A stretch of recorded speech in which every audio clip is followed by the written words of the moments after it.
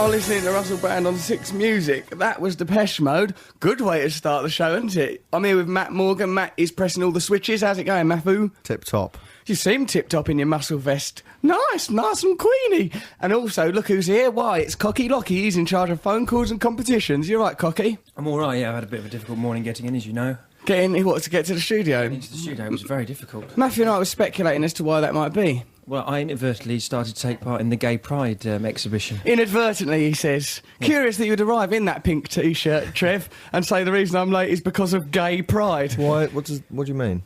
Well, I don't know, but central London is closed, and because Gay Pride was yesterday. I don't know. Is it a 2-day festival? Oh, I don't know. Maybe it's not. Then maybe there's something. Oh, yeah, you don't know about Gay Pride, do you, Trev? It's not as if yesterday you were in a pair of hot pants, marching right up the front and blowing bubbles with a sailor. I don't know what blowing bubbles means. Is that a euphemism? Probably in your world, Trevor. In my world, it means honest support of West Ham United. In your world, it means probably a risk of some oral infection. Yeah, come on, right. Okay, we've got fantastic... We were late as well. Huh? Well, we were late as well, but we weren't late for the show. Oh, because the taxi firm is unreliable. I wish we knew the name of them, then we could slander them on air.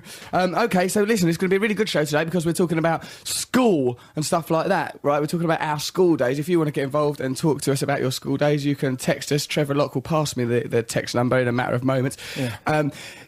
Me and Matt, 64046. Or you could email me at russell.brand@bbc.co.uk. I don't know. You surely by now know the answer to these queries. So, it's going to be a really good show. Later, of course, we'll have Trevor Sonic Enigma. Dids out of Dirty Pretty Things. He's coming down. He's going to be in studio for a bit. Have you brought... He's a bassist, isn't he? So it won't matter if you have got your guitar. It won't matter if it might do. We could do a duet, couldn't we? Trevor? I'm sure he can play the guitar. You would hope so. I don't think he can. I think he's one of those bass players that just does the bass. Just committed to the bass. Yeah. Right. He's always got rhythm. We've in got his school bones. reports, haven't we? What have we got? We've got our school reports. Me and Matt found our old school... Well, Matt's mum, last week, was saying about, what a liar Matthew is, so she sent his school reports to me to see to provide evidence that his education wasn't what he claimed. Matthew told me that he was educated at Oxford and that he was a doctor. But essentially, all these things are untrue. I don't know, right? You contact us on 64046 with your stories from your childhood. Trevor, I want to hear things from your childhood. Me and Matt are going to read out our school reports. What are we going to listen to first, though, Matthew? Kooks. Oh, nice. Yeah, you like them, don't you, Trev? I love this. Oh, it's like he's back at Gay Pride. He's all proud and excited again. Above his head. What's wrong with that? Show of support to the old kook fellas. Where are they from? Up north, aren't they? Brighton, I thought. Yeah, Brighton, that's right, yeah. Brighton, again, everything returns to homosexuality with Trevor Locke. Okay, let's listen to the Kooks. She moves in her own way, claim the Kooks. Well, Trevor Locke moves in his own way, and it can only be described as the manner and fashion as a Nancy boy. Stop it. You're right, Trev. I'm all right, yeah. I just think you've got a little bit too early in with the jokes there, the what do you mean? against me. I just think you should build it up naturally. I think has happened naturally. No, it hasn't. Trevor, you turned up here late, and when asked with a good why, excuse. you said Gay Pride, as if gay people are somehow unpunctual. No, they're just... Trevor, what's this about people staying at your house? Yeah, Trevor. Are we allowed to talk about that? Why have you got a couple of 17-year-old Italian girls living in your house? And when Trevor's got 2 17-year-old Italian girls living in his house, and when I said, why, he goes, it's an experiment. An experiment? Have you started a cult, Trevor? No. What are they doing there? Well, I thought I was going to go to America, and... when? In February, I thought I was going to go to America now. In February, you thought you was going to go to America now? Yeah. What? Well, America in the summer. Oh, right, okay. And now it's the summer. Right, and I'm not in America. Around and Trevor ain't in America. Yeah. More's the pity. What's that got to do with these girls? Well, a friend of mine said... a friend of mine's got some daughters. What? A friend of mine's got some daughters? Yeah. You said that like they collect vases or crockery or something. A friend of mine's got these lovely daughters. What, Trevor, what I want to know, I don't want to know about Italian your friend's daughters. crockery So they're staying at your house as a favour? They're staying in my bedroom, yes, so I've had to move out. Listen, let me please take control of this situation. Yes. Trevor, why have you got 2 17-year-old Italian girls living in your house? Because I thought I was going to be in America. Right, but now you're not in America. Yes, and I thought, I can't welch on it, can I? You can't welch on it. Not to the Italians. They're notoriously reliable. Sort of they changed sides in the middle of the war. Sort of strangely patriotic and jingoistic today because of the ring of defeat that's all about us. Does that to you a little bit, though, isn't it, when England inevitably go out of competitions on penalties? I know, I thought, right, Nando's. I'm not going to eat Nando's. And then I thought, oh no. Right, we'll take this on Nando's. Right, that's it. I'm not eating another one. Other chicken Portuguese places are available. Although they're not, are are they? So No, of course they're not. there is cornered an the undue market. prominence there. Trev, are these 17-year-old girls? Yeah, one of them's 18, Matt. Oh, God. Yeah, and Oh, you think God, it gets that- worse, do you doesn't it? think- He's incubating them. I bet they were promised, that, like, if you're that age, right, you're 17, you're 18, oh, you're going to have a house to yourself in London. Oh, brilliant. No. And then they come over and Clark Kent's living there. Okay. Welcome to my house. Oh, hello, come in. We'll be sharing a room. I'm just off to Gay Pride now. So there's Don't no... mind the mice. Hi, after all. He don't. went to Gay Pride to try and convince those girls he wasn't a threat to them. Yeah, Trevor. I'm just off now to Gay Pride. They're very Nothing happy. to worry about. Perhaps you'd like to mince around my house in your bras. After all, why would I care as a gayer? We're all girls together. Yeah, look at us. I'll tell you what, girls, since we're all gays, why don't we have a bath? Do you know what they did last night in my kitchen? Cried. No, they Cried, they, begged to be allowed to go back to Italy. they got out a Sang condom. Nessun Dorma. They got out a condom, filled it with Christ, water, At least they're being responsible. tied it up, and played with it like it was a little animal. Really? What Yeah. did you do? Kill it? I tried to stroke it. Why did they do that? I don't know. They were Trevor, so- you've got to entertain these people. Look, you've driven them to madness. think they Already, were they've been in his house 48 hours and they've been reduced to using condoms I as think they sort were of showing pets. because my other flatmate didn't know what a condom was, so they were sort of showing. Why is that? Probably living with you, Trevor. Trevor's resolutely Catholic in these matters. Trevor, What is why that doesn't thing? he know Do you that? mean I didn't need to be having these mutant babies? I think you're talking about a grandfather clock or something that you've given a personality. Yeah, know what a condom is. Oh, let me show you. I think, yeah, were we to go around, Trev, your house is just full of talking items. It's like Beauty and the Beast round Trevor's. So if you go round there at about midnight, you'll just see Trevor arguing with a teapot. I've tried to love you. Where's your son? Okay, listen, why don't we have a little bit more music? We should Rolling listen to the Stones? Stones. Yeah. Beast of Burden. This is one of the ones that weren't allowed when they played in China. This was one of the ones that was struck off and they weren't allowed to play it. I don't understand On what why. grounds? Because of drugs? No, well, like, because I think because it's too sexy. Can It's not sexy. Well, It's not sexy at all. this is what my point. I'm not the Chinese authorities, lads. I'm not saying, right, okay, go to Tiananmen Square. If anyone's got any individuality, crush them. Not that guy with the carrier bags, though. I like the look of him. He's standing up to us. He's kind of defiant. Okay, let's listen to Stones. See if you can hear what might be the problem, like, for the Chinese government.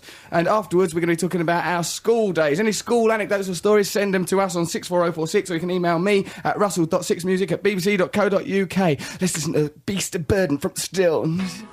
Okie dokie, that were Beast of So Burden. it's quite obvious why that. It's obvious because Beast of Burden is like he's saying, ride me. Like I don't was really not. listen to the lyrics, but when I did then, because I love that song. Sexy. Yeah, it is. He's like going, come home and I'll be a horse in I'll the be a bedroom. Beast of Burden. Yeah, you can get on my back and ride me. I always thought he was going, I'm not going to be your beast of burden. Listen, babe, love. don't boss me about carrying gonna shopping. carry your stuff. Or buy you some makeup or lipstick or do washing up, because I'm not like that. Trevor, what were you about to say? You were about to interject. It was obvious to everyone. Well, I was just going to say that, really. I thought it was about that.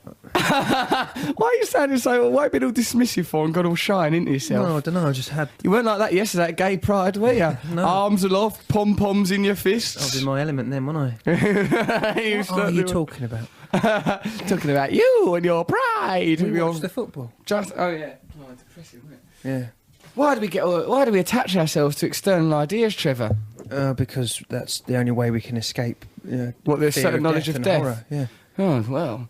Okay, well, you know, blimey, that's a bit depressing for a Sunday morning upbeat radio show. The idea of death and the idea of us, the world being transient, and we can't confront death, so we attach ourselves to illusions, and all these illusions are inappropriate substitutes for God and the oneness we have with the universe. We don't want to harp on about that when we've got school reports. Here's one of my school reports, right? Remember I told you I had to go away for a year to that special school? Do you remember I told you both that, didn't I? But was it a special school, or was it just a different school? Well, it was quite special. You had to go and live there. It was awful. Why? Hang Right, it was a on. boarding school. You Yeah, don't but you mean don't pay to go to it. It's not one where you pay to go to boarding school. It's a state-run. What, because you were boarding naughty? school. Yeah, the reason I went there is because they said that boy's got unusual behaviour. So it'd be good for him to go away Are for you a little making year. this up? Yeah, but No. exactly what was this school? Was it a school for disruptive pupils, or just for normal people that wanted to live away? I think they had, right, this is, as I understood it, Yeah. it was a school for normal children, right, Right. that was run by the state that you didn't have to pay for, and it had a good standard of education, but they took a special interest in children that have behavioural difficulties, Okay. and they would make exceptions for you and look after and get you in. Okay. Oh, really? That's the way, yeah. Not Drum Lake.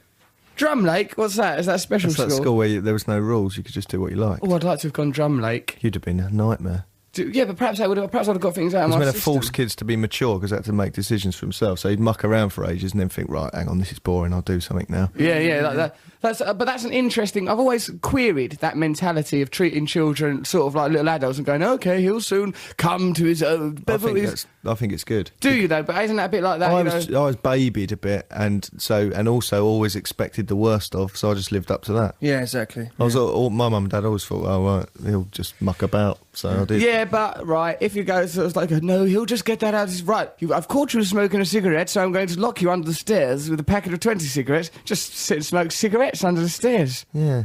Ridiculous. Brewster's Millions lied to us as a film. It was ridiculous. This is right. So so I've got some of my school reports here. This is English. Russell continues to have difficulty following instructions. His written work in particular is inconsistent and is frequently brief or incomplete. This is well good for mathematics. A fairly good year's work, but Russell still needs to do more learning. Right? That's their job. Yeah. It's as if no one's teaching the idiot, and throughout the year must constantly revise in order to improve, especially basic arithmetic. That's the maths report, so I'm no good at doing maths in a maths class. This is science, a reasonable exam result. Unfortunately, Russell is incapable of concentrating on a piece of work for any length of time. His practical skills are slowly developing. I shouldn't be allowed to do any practical science. And that human cyborg thing that he's working on is coming along really well. We were going along in the taxi on the way here looking for our school reports, and I was saying, oh yeah, biology, business studies, French. Then Russell was going, yeah, geography. And then he went, sword fighting. Yeah, that's when I went to Italia Conti when I was 16. Right, I left school. You had a sword fighting class? Yeah, I got a grant and went to Italia Conti. It's dead funny. Let me find like the sword. This is good. This one is for I think acting. Russell Brand. What can I say about Russell that won't upset you? Really not a lot. I'm afraid he's wasted his year at the academy. He's been to several of my classes, but he's never been dressed correctly. And frankly, I became fed up with telling him. He puts very little effort into his work, and what he puts into it ain't up to much. He was thinking about following the performing arts for 2 more years. I think unless Russell changed his whole attitude, it would be a waste of time. If you want to be talented, you have to work at it and not be so cocksure or something. Bloody cheek. What does that mean that you weren't dressed appropriately? How inappropriate could you be? Before at drama school, they say that's bad. I was dressed as Dracula. It wouldn't have mattered, but we were doing Sound of Music. I don't know, I was just wearing my normal sort of attire. I did have that cape of love I don't thing. like teachers. I think like 60% of them are motivated by bad things. By desire to have power over children. Yeah. Okay. They're not there to, they love teaching. They're horrible. Especially things like that. He's actually being creative with his insults there, isn't he? He's like, it's well written. Just what being can I out of tell you that order. won't upset him? Frankly, very little. He's just getting off on that. Yeah. Disgusting. Have you got any of your report? Oh, this one, dialect. It is impossible to comment on Russell's progress in dialect this year, as I've only seen him once in class. I didn't dialect though. Look at this though. Listen to this. I am from Scotland. See, I picked up something. And naturally, didn't need to go. pretty Did you? good. Didn't need to go. Yeah. Well, it wasn't necessary. Have you got something there, Matthew? Before we move along. Mine are just... Matthew has shown little interest in the subject. He has ability, but very often his approach to the subject is flippant. It's all the same thing.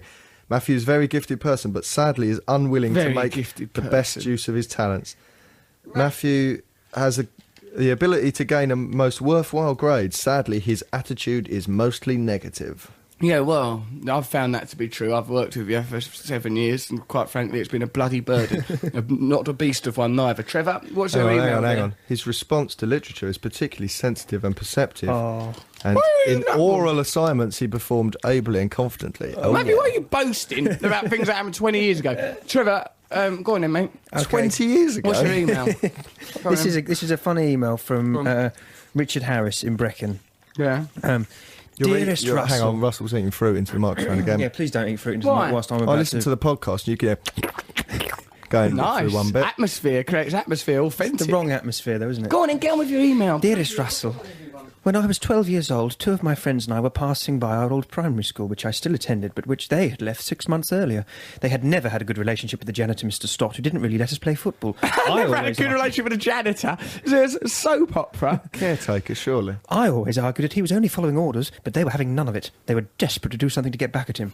It was decided that all three Did of it us... say there, Trev? No. Why did you add that That's for? acting. That's Trevor's acting. Part You of should have turned gay up for pride. dialect. Exactly. I went to all my lessons. It was decided that all three of us should deliver a brown gift, if you know what I mean. What, a brown gift? A brown Oh, gift, this is inverted filth. commas, Okay. in the bike sheds. I was more than a little apprehensive about this, given the fact that I still attended the school and didn't really need. I was, however, talked into it by my older friends. We scaled the gate, scuttled across the bike sheds, and dropped our trousers almost in unison. It's like Radio 4. I was horrid to find that despite my best efforts, I was still struggling with a turtle head, whilst my two friends were reaching for the empty Monster Munch packets. That is a really impractical way of wiping your Then- bum. This is A disgusting. whole lot worse, my friends cried, "Run!" before scrambling over a wall. I was now past the point of no return, and I was in a state of sheer terror, not knowing why my friends had run. It was at this point that Mr. Stott, a giant of a man, with a booming voice, a big shoe, and one eyebrow revealed himself. He'd seen us enter the school and come to investigate. "Pull your trousers up, boy," he roared. But I couldn't. How long is this? Trevor! We were now involved in a bizarre standoff, or crouch-off. This is- with him he's standing, improvising the rest of arms this. crossed at the entrance. Trevor, give me that, Trevor. Trevor. Squatted. Give me that bit of paper. There's nothing on that piece of paper. Just a drawing of a smiley face. Just a smiley face. Trevor, you've got an illness there, mates. That's terrible. Okay, right, we'll listen to Smashing If you want Pumpkins. to listen to the but second part first, of that this. story, We're please not stay listening to tuned. any more of that. Don't encourage Trevor to tell those sorts We've of got a stories. really good ending. Listen to Smashing Pumpkins. Jack and Ori, that was, wasn't it? BBC Six Music. All sparks by the editors. This is all editors. Do they have a definite article in front of them? I think they do. They Yeah, are they are the the editors, editors, aren't yeah, they? yeah. You know, because people get upset if you give them an article that's erroneous. So you listen. Listen to Russell Brand on Six Music. Perhaps I shouldn't eat fruit then, you know, because I very nearly choked there. We're talking about people's school days here and stuff like that. Oh, but look at this email from Paul Baroni. It says, could No you forward way. this to Trevor, please? I don't believe it. Russell, I know it's a long shot, but could you forward this to Trevor? I'm an old friend who lost touch with him about 5 years ago. Tell him I'll sing the Ballad of Bill Locke to him if he does. Do you remember Paul Baroni, Trevor? We were best mates. We were in Jowett together. What's Jowett mean? My band. Yeah, what were the aspirin crack pipes? Yeah, he smoked, Trevor used he to smoked, smoke aspirin. He smoked to everyone aspirin. say. It was me and Paul who smoked aspirin. Paul, Yeah, let's get him up on. Trevor smoked aspirin as went in his band before going on stage. Pretty crazy days, weren't they, Yeah, Trev? and his My mum Ballad of thinks Bill it's Locke was dangerous great. to keep saying that on the radio. It is dangerous, yeah. Why is it? Because you might put a hex on us. No, because kids might try and do it, Trev. Oh, sorry. Don't smoke aspirin. If that is not obvious to you, you're very, very silly. Listen to the person, listen for a moment, just listen to the person who did do that in the childhood. Are you all right, Trevor? How do you feel? I feel fine. Right. Now, what better anti-drug endorsement could there be than You're the right, personality yeah. No, of Trevor Locke? Don't smoke aspirin. Don't even take aspirin. You don't need it. Just use the power of your mind to take away those aches and pains. Trevor, the power of your mind seems only good for torturing rodents. I can't believe Paul Baroni's email. That's great. Did he email or text? He emailed, Paul, send us your phone number. Trevor seems very keen to talk to you. I want you to sing Ballad of Bill Locke live on air this morning. This is from Catriona. Hello, Russell and we, Trevor. Matthew's been ignored here. Just to very say nice, that is this is... Matthew, I'd like to say hello to you. You're right, Hello, dear. Matthew. Hello. Just to say this is week 3 of my getting up early on a Sunday to listen to your show. The funniest thing on radio. Sunday is out, bikini on. What more could a girl want? Russell Brand and a gay friend. Perfect. Anyway, that's you, Trevor, I imagine. Anyway, the only school story I have really is when I was doing school sports day, running the 200 metres, when the school bully and general ne'er-do-well, who should remain nameless, no wonder he was a ne'er-do-well if he didn't even have a name, what an identity crisis that lad must have been having, whipped out his sizable dinkle and waved it at we runners. That means we the runners, not like they're running we along a piece of foil or something.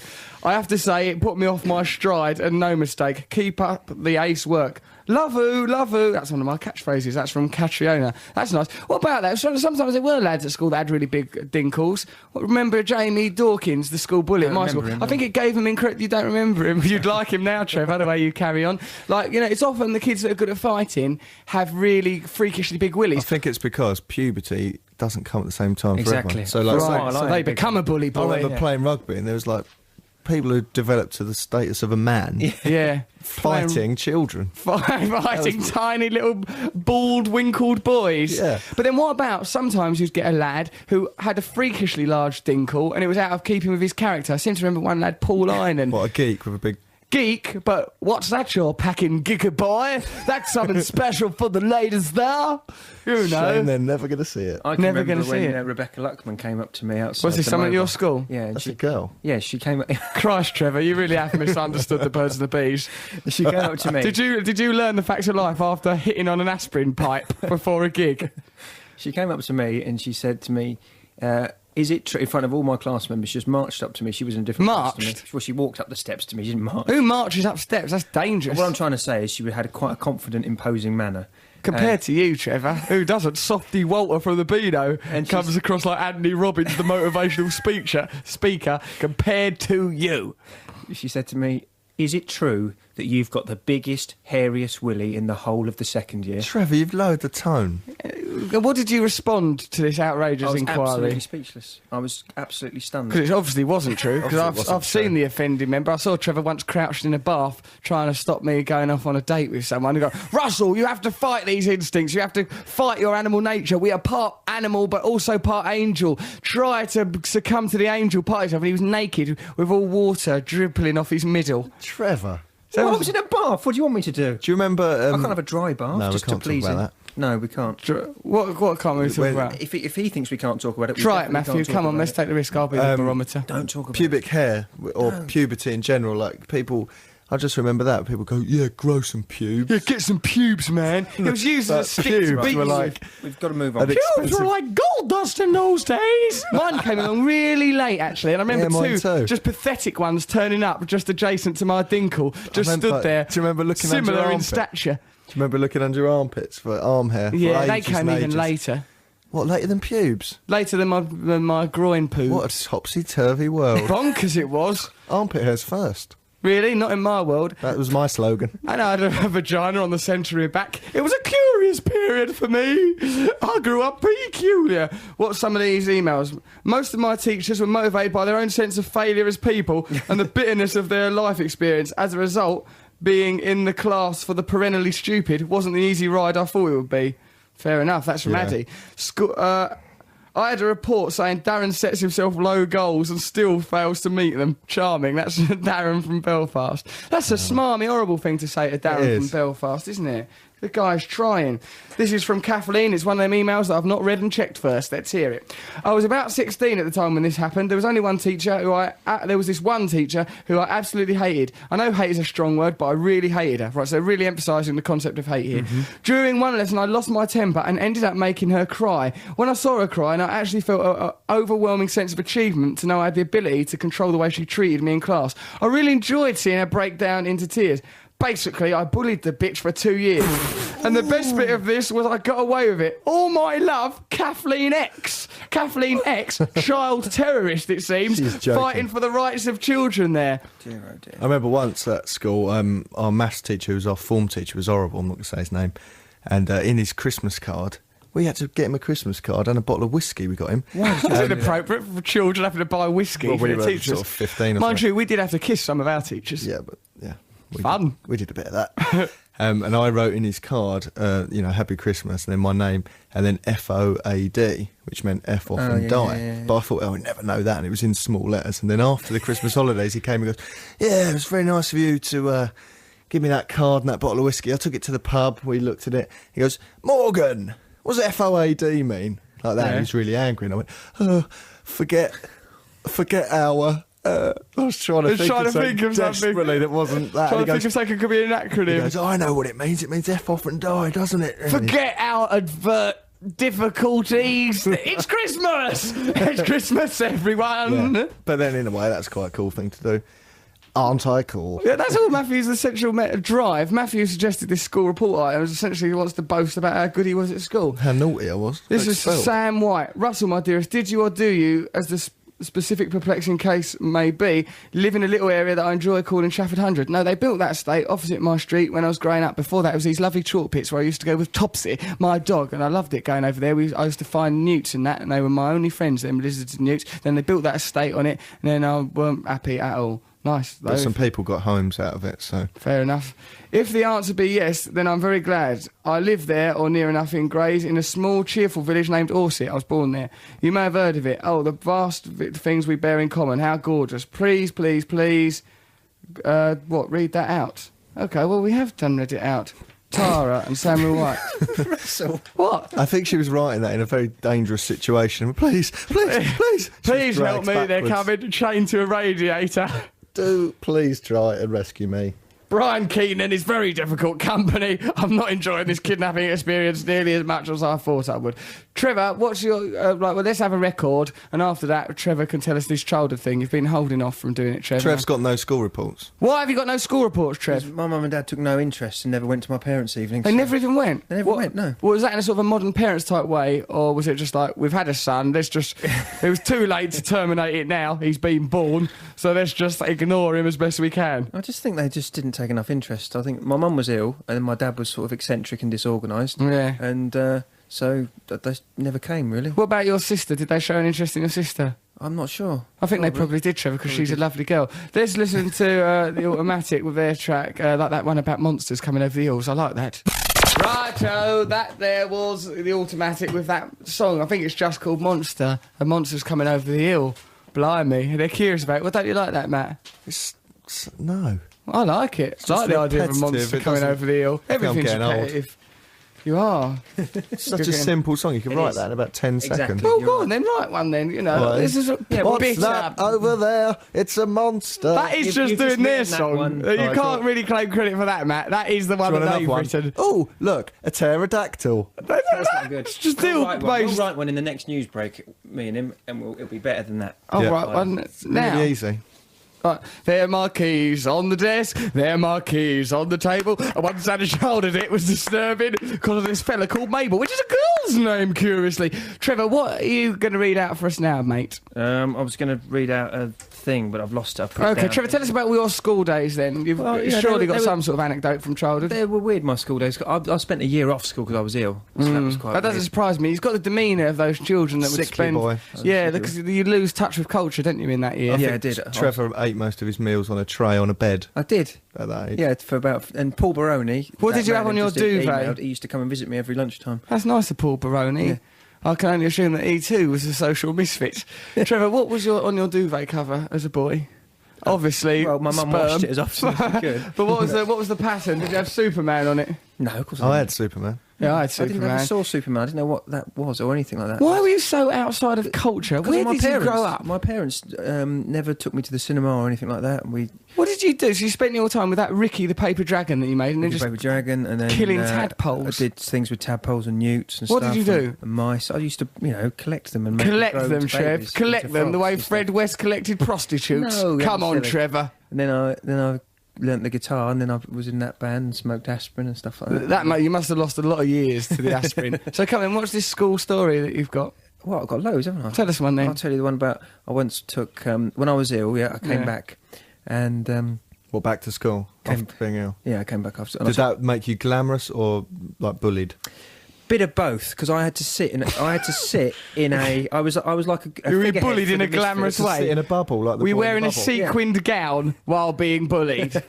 No, like people who were misfits and the naughty boys and who couldn't do very well in exams, they liked me because I couldn't sit in a classroom. I had to sit in the corridor behind a desk. Why? Because you were infectious. No, not because I was infectious. 'Cause Why was this, I was Trevor? Why seen to were be a you disruptive quarantined? influence, so they wouldn't put me in the classroom. So that I would be round by the toilets. Well, how were you disrupting people, Trev? What was going on at I don't school? know, I didn't find school very interesting, so I just What were you doing to disrupt things? Did you go to school just draped in your crispy duvet? No, I went in normal clothes and just, well, not normal clothes. I used to wear flares by mistake. And things like Okay. that. And me- By mistake. Where were you getting these clothes from? I used to make them.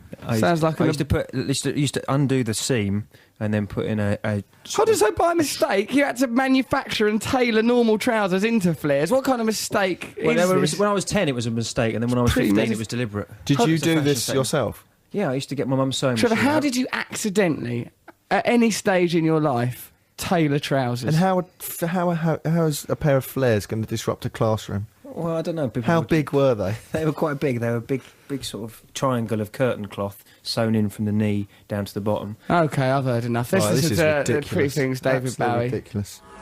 That's Bowie, Oh You Pretty Things, Radio 1 session from 1972. Good though, wasn't it? Cool, yeah. Didn't sound like it. Didn't really sound like I wouldn't like have known that was a session track were it not for someone handing me a bit of paper saying it is one and accept it.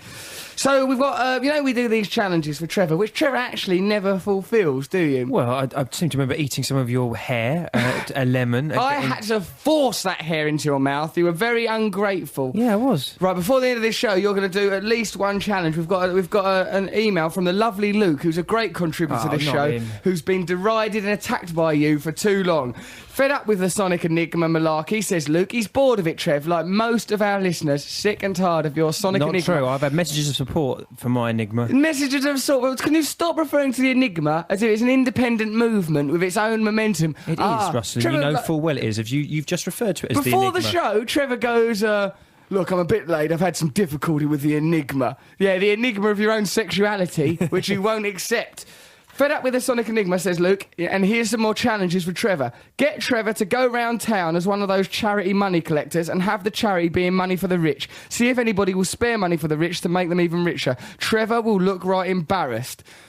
Fair enough, will you do that, Trev? I don't mind doing that. I won't look embarrassed. No, you'd just be happy to do it. Get some insects from the outside world and then get Trevor to try and lick them without eating them so he gets the full taste rather than just swallowing them, the rascal. That's good. Down a bottle of Cowpole, slap him, just slap him. We can do that. Him. Matthew, go, just give Trevor a little slap. Matthew won't do that. He's not going to be Go on, Matt. led because it's an by easy a one to do. Because I feel bad that we've not I done don't any wanna slap challenges. Don't Trevor. feel bad. I don't want to It's slap about Trevor. not slapping me. Why don't you want I'll to slap you. Why do you want to slap me for? Because you're standing there all Yeah. uptight saying, Yeah. go on, slap Trevor. Just give him a slap. I'd go over there, but I don't want to come off mic. Slap me. Okay. Not too hard. On my face. That was he liked that, Trevor did. He lit up when he was slapped there. He did get slapped, Luke, so we fulfilled that. Open up Trevor's eyes. I like it, right? What I like about Luke is he gets obsessed with one item, right? He's already said down a bottle of Cowpole. Now he goes, open up Trevor's eyes and pour Cowpole in them. See if they mend his glasses-ridden eyes. No offence to the glasses community, I'm not trying to upset them. Get Trevor to fit as many cold baked beans into his mouth as he can. If he can't manage the majority of a tin, pour the rest into his willy area. That's good. That's not good. This isn't good. This is stupid. This is immature. Although childish, ring up a pizza company or a taxi, order one for an unexpected Noel Gallagher, see what his reaction is when he finds out Trevor did it, when you phone him up later. Then, whilst you're on the line with him, order another one for him. I Fine? think he should have to make a phone call. Get Trevor to eat some of Matt Morgan's earwax. Don't have it, I'm sorry. I've got some. Get Carl Pilkington to headbutt Trevor. We can do that. Carl won't do that. I He's don't a think nice you'll man. survive that. You know how you said you'd like to eat children and animals, Trevor? Well, No, get Russell... I don't know how I said that. Russell, overdose Trevor with Cowpole. Why didn't he obsess with Cowpole one night and make him incredibly groggy and sleepy? Bring him back to your house, dollop on him hundreds of tins of the specific cat food that you like your cat to eat, kick him repeatedly so he's crumpled up enough to fit in the cat bowl, sprinkle him with yarn and pictures of mice having a good time, then shout, "Oh, Morrissey, din dins." Now who's laughing, Trevor? Luke, there's some Those lovely are rubbish suggestions. There's a lot of hatred There are out there, better isn't there? suggestions. Eat I've got some loads earwax, of better Trev. suggestions. Trevor, here. you have to do something soon. Come on, in this Han link. and Jen in Lincolnshire, they've got much better ones here. Go on, what is it? I don't know that one. What is it? Read it out, Trevor. Laminate a section of Trevor's hair whilst it's on his head. That's quite good. Go. Read it out. Don't just sit there chuckling like an idiot. Trevor must do the entire show from the inside of a tent. Not any tent, though. A small child's tent with the floor covered in gravel and the walls covered with hundreds of tiny pictures of Matt and Russell's faces. I'd like that. Trevor must fashion a series It's of good radio. condom jewellery, i.e. condoms tied together with string, for Trevor to wear. Right, all this week. is stupid, Trevor. You've got I've to got do one something. condom. Trevor, eat it. Put it. Let's get that condom. You know the coffee from the coffee machine, Yeah. the powdered coffee? Yeah. He has to put the condom full of load of coffee on his head. Come on, Trev. That's a really good suggestion. And just a tiny bit, right, I think we need to talk about Wiedekind because we've just become really juvenile. Yeah. Right. Now, we've been talking about childhood. Wiedekind, of course, famously wrote the play Spring Awakening about the awakening sexuality Oh, heavens. in adolescence. Good grief. Trevor will be interested in this as he's just tricked two 17-year-old Italian girls into coming to live in his house. Stop Probably for that very reason. No. We got an email from one of them called Tanya. She said, right, yeah, this is an email from Tanya. What, the girl in his house? Yeah. But she's not 17 or 18. How She's old is 20, she? 27. She's not 17 or 18. many You said that with people have such you got in there? disappointment as well. Well, because you were going to make it sound like that was coming from one of the teenagers. I'm not happy living in Trevor's house. The things he make me do, no is fair. Dolmio sauce. He make me eat Dolmio sauce. Sometimes in the night, Trevor is coming into my room making and up about sitting that. on my bed. Rubbish. He frightened me. He's Me not even very looking at a piece of frightened. paper. He's not even looking at a piece of paper. Mussolini, we love you. Mussolini, we It was a love joke, you. ladies and gentlemen. So, Trevor, that was a cry for help. That's not what she wrote, is it? Which now she wrote something else, Trevor, which I can't read out in the air. I've just handed it directly over to the authorities. So then pick this up. I'm not qualified, Trev, to deal with what I saw on that thing. Now, I'd like to dedicate the next track to the 2 Italian girls that live with... right, so the next track is not... my whole link just crumbles around me due to administrative errors. Is it been reinstated? Right, okay. I mean, the momentum has been compromised, but let's resurrect it. It's seamless. If anything, there's no more one's gonna know suspense, this. you know. Okay, so I'd like to dedicate this next track to the Italian girls living against their will with Trevor Locke. Let's listen. BBC 6 Music. Turn up the microphones. That was Rescue Me. So what was this challenge for Trevor Matthew about using the telephone, making pretend to be one of my conquests? Who's got that? Oh, that's Trevor's. Some gentleman thinks it would be quite funny if I ring up a newspaper and pretend to be one of your conquests. I think it would be quite funny to do that. Right now, the Mirror have done a kiss and tell. Well, it's not a kiss and tell, actually. It's just some photographs of me. So that's fair enough. And it says here, but like it says on the page, got a story. Here, Trevor, get the phone because we can dial the number right now. Right, so, yeah, Trevor's going to need a telephone to use a telephone. Right, okay, so the number is 0207. We'll read it out here because they publish it in their paper, so it doesn't matter anyway, does it? Yeah. Got a story, call me on 0207 293 3609. Trevor, are you ready for your challenge? Trevor? Yeah. Right, so we're going to hear Trevor's improvisational skills here, everyone, because he don't know what he's doing. Watch. Is it going through the desk? I can't hear the phone. No, it's not going through the... Is it ringing? Put it through It's the not desk. ringing. Give me the number again. Oh, God, you bungling lunatic, Trevor. trying to get a man who doesn't understand technology to use his telephone. 0207 Yeah. 293 Yeah. 3609. Right. Right. The number you have called has not been recognised. Is it Trevor, why are you doing Do you that? have to do an external outside line? Do you have to do a number for an outside line? 9. Did you press 9? I didn't know. Right, press Trevor 9. Let's Locke. do this for the This third is brilliant time. radio. I never usually have to press 9 to do this. 9, 0207. I do apologise. I bet Meanwhile, let's someone's read out tipped some them of these. This is from Brendan Moran. London was so lovely yesterday. All the football aggressives and their female types were safely locked up with beer and TV. Mellow, rational, gentle people had the city to themselves. There should be more xenophobia-fueled football and beer, dispensing standpipes at the end of every council estate to keep them confined and sedated. Oh, dear Brendan! It's nice, though. Gay pride is a nice bit of fun for everybody, but, oh, come on. Hi, Russell and your Splendido team. When I was 5 years old and at school, we were doing drawing and colouring in art class. However, being a creative type, I tried to be quite avant-garde and was bored with the colour of my teeth, so I decided to Crayola them all. I can still remember the taste of a wax crayon on my teeth, and I got really told off for it. On a non-school related matter, when I was 14, I got bored with my eyebrows. 14 is quite old to get bored with your eyebrows, isn't it, Yeah. Matt? By the time you're 14, one would think that you'd have absolute acceptance around your eyebrows. I didn't like them, so I cut them off with some scissors. Then I realised the error of my ways and tried to sellotape them back on. My eyebrows have never grown back properly, but being blonde, this didn't matter too much. That's weird, isn't it? It's very odd. So they stayed gone forever. Eating crayons reminds me of... Do you remember when you had to do those paintings where you blew into... Oh, yeah. Oh, they're ringing the mill. Right, you ready, Trev? Can you hear it through the earpiece? Oh, Christ. This is Suzanne Cairns. I'm away from my desk. You can leave a message. Right, leave a long message, Trev. Which is 077 106 13918. Thanks. Go on. Begin speaking after the tone, then hang up when you are finished, or press any Right, Trev, key don't for balls further this up, lad. options. Oh, hello, this is Jodie. I've got a story for about Russell Brand. You know Russell Brand off of Big Brother's Big Mouth, yeah. Well, I met him on the street the other day, and he just came up to me, and he just sort of, he just started talking to me about cats and stuff like that, and then saying that he was friends with like Cocky Locky, right off of Six Music, trying to like big himself up. And I went back to his house, and he's not really friends with Cocky Locky, and he don't have no cats or nothing. that phone, you absolute moron. Yeah, and my name's Lisa, but I'm friends. Right, he brought me and Jodie back to his house, and when we got there, he had like sticklebacks, you know, sticklebacks. He had a big jar full of them, and he goes, "I like a little bit of stickleback plastic." Then he put all the sticklebacks into condoms. Then he lowered them onto my abdomen on the bed. And, I mean, I'd like to say it was erotic, but I can't because I've still got sticklebacks living in my mouth now. One of them's just laid an egg, and the egg's growing at a really, really fast pace. Yeah, and tell him what he did to your toe. Yeah, what he did to my toe. Yeah, he painted a little face on it and called it Geraldine.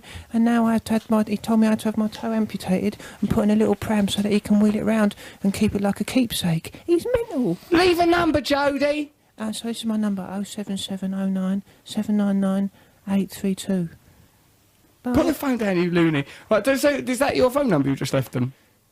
No. It is. Trevor's just put his phone number on here. Idiot. Put that in the Why? podcast. Don't say that. Put it in the podcast. That's not my number. Trevor, I think you nosed up Is that that your challenge. real number? No. There was no kiss and tell element to it. Just You're went stupid. straight in until I came up with that brilliant idea about sticklebacks. It was going nowhere. I bet as a child, during his year off from school, Trevor sat alone in his bedroom wearing flannel pyjamas with Sylvanian family dolls and some matches, inhaling the fumes of molten plastic. His animal torture will have come directly from this. Trevor, did you have Sylvanian family dolls as a child? Well, we had some dolls from Dresden. What do you mean, dolls from Dresden? Dolls from Dresden. Dresden's a place in Europe, and that's where the dolls came from. We're doing voodoo on the people of Germany, still bitter about the Second World War. No voodoo in Germany. do Trevor, we? were you taught at home in this period? No, I wasn't. I didn't have a tutor. I just hung out. That's terrible. That's illegal. Disgusting. It is illegal, yeah, but like I say, it was very lax in Bugbrook. Listen, it's very lax in Bugbrook. Look at the citizens of Bugbrook. Listen to this. I agree, Monster is a rubbish song. I think it's all right. I lost my virginity to the school janitor, but to be fair, he was only 4 years older than me. But still, you should never lose your virginity to the school janitor. That's really... a very young janitor, then. Yeah, How I mean, do you he know? could have... Perhaps he was 20, I don't know. How do you know it's a young janitor? Well, Because the person's at school, Trev. People don't go to school in their 40s. Surely even you, in your isolated, insular world... Hold on, she said she's lost her virginity to the school janitor. Yeah. Yes. Yeah, well, that doesn't mean the school janitor's young. Yes, it does, because she was at school. She was at school when it happened, and he was 4 years old. Otherwise, why would she wouldn't the say school the janitor school... was 4 years older She than wouldn't say the school janitor, would she, if it's just a school janitor? It's obviously the janitor at her school. I think so. He's 22 at the youngest. Is that right? 22. She's 18. She's probably 16. He was probably 20. But what I mean is, the janitor's meant to be an old bloke. He must have been the assistant. He can't doesn't look have after to a fit whole into school. a stereotype. He does, because he can't be in charge of the whole school. He's only got to sweep it up. The boiler. That's an Maybe angry the- machine. The boiler is easily manageable Maybe with there's a more than week's one training. janitor. I bet he's junior janitor. Yeah, of course. Janitor's son. He's She son of couldn't janitor. even pull the proper janitor. Listen, janitors is not a part of a feudal system where I'll it's tell you handed what, down. I don't like the word janitor. That's an American word. It should be caretaker. Yeah, Should be I don't know why caretaker. people Why start have saying we- I think it's because of Hong Kong So Fooey. do I. That's yeah. why I accept The it. mild-mannered janitor. I loved that Hong Kong Fooey So guy. did I. He was Yeah, great. I think He that's came been out of a that filing huge cabinet. influence on our culture and language. Hong Kong Fooey. Hong Kong I think you two should write a book together. He was cool, that guy. He really He was, did yeah. karate and that. Okay, right, we're gonna. There's gonna be a trail. Then we're gonna listen to the Paddingtons, right? I bumped into Josh at the Paddingtons the other day, and he gave me an orange. That's nice, isn't What does he look like? Tall, face, legs, Floppy hair? arms. No, I don't know. He had that on. I can't really remember, but he's Like nice. he had colour. Paddington's hat on. He gave me what? Did he have Paddington's hat on? There is a difference, Did Trevor. he have a blue duffel coat? Did he have a marmalade sandwich? Trevor, if poking this out is the your end way of his trying to get the suitcase? conversation round to Peru the way you No, do. it's not. Oh, Peru, I went to Peru and a got blind man gave me a massage. I went into the jungle and I took some drugs. Now I think I'm better than everyone else. Let's listen to the Paddingtons and dismiss Trevor's mystical experiences as absolute rubbish. First comes first, the Paddingtons. You're listening to Russell Brand on Six Music and me with Trevor Locke and Matt Morgan. We're talking about our school days and school days in a general way. Dark days. I liked school. I didn't actually. It was depressing and awful, hated wasn't it? school. Awful time. For I all of hated us. having to get every morning that sick feeling of getting up at 7 o'clock. Yeah. And when you're a teenager, it's really hard to get up. It's miserable. Miserable time. I remember a teacher prodding me in the chest till a bit of wee came out as well. Yeah. Out of your chest. Out of the teacher, as a matter of fact. He prodded a little hole in there and then he filled it up with wee, froze that wee, and as if the hole had never happened. What do you mean? You with fear? Yeah, I was frightened because he was prodding me in the That's the sort of chest. thing Mr. Corsbrook would have done. I'd He like called to- me a tramp once. Really? Yeah, he shouted at me. He said I was a tramp. I was really depressed. Were you wearing those ridiculous flares? Flares, Homemade big, huge shoes. No, I was just a little bit scruffy, and he shouted at me. He said, "You look like a tramp," and he had a big sort of rant, and he got all powerful and mad and big, and he was a rugby player, and then. About 6 months later, I was asleep in his staff room underneath the coat. Why were you sleeping in his staff room under a coat? Wasn't I? So I wasn't. Trevor, that's not a justification. I wasn't allowed in the classroom, so they said, "Trevor, go into the maths stock room." So I went into the maths stock room, and I just slept underneath a coat, but I wasn't asleep. I just put a coat over my head. Just to hide from the world. I heard someone come in, and I thought it was John Cattenhorn. Of course you would. Why wouldn't you think it was John Cattenhorn? I thought it was John Cattenhorn, because that's what kids did. They said, "Can I go to the toilet?" And then they'd come and visit me. So this footsteps came into the... Was that your nickname then, the toilet? Let's go and visit the toilet, shall we? So they come into the math stock room. I heard these footsteps and then this massive, huge fart. And I thought, that's definitely John Cattenhorn, who's, coming to fart and sort of cheer me up. Yeah, what would cheer up anyone more than a huge fart being done right in their stock room? Were you actually employed as a toilet in the school? Sounds like you were literally a recognised people by their... How could you recognise John Cattenhall by the sound of his farts? He was a guest. Were you a prostitute as a child? Oh, stop it. Were you a scatologist? What were you studying at school? Billy, stop it. Now listen. Effluvia and pup. So I'm there, and the big fart is resonating around the math stock cupboard. I pulled my coat off and gone, "Oh, nice one." Looked round, and it was Mr. Corsbrook. And he was really, really frightened and upset and confused. Because he was embarrassed? He was embarrassed. He didn't see there was anyone in there. He just went in there to relieve himself.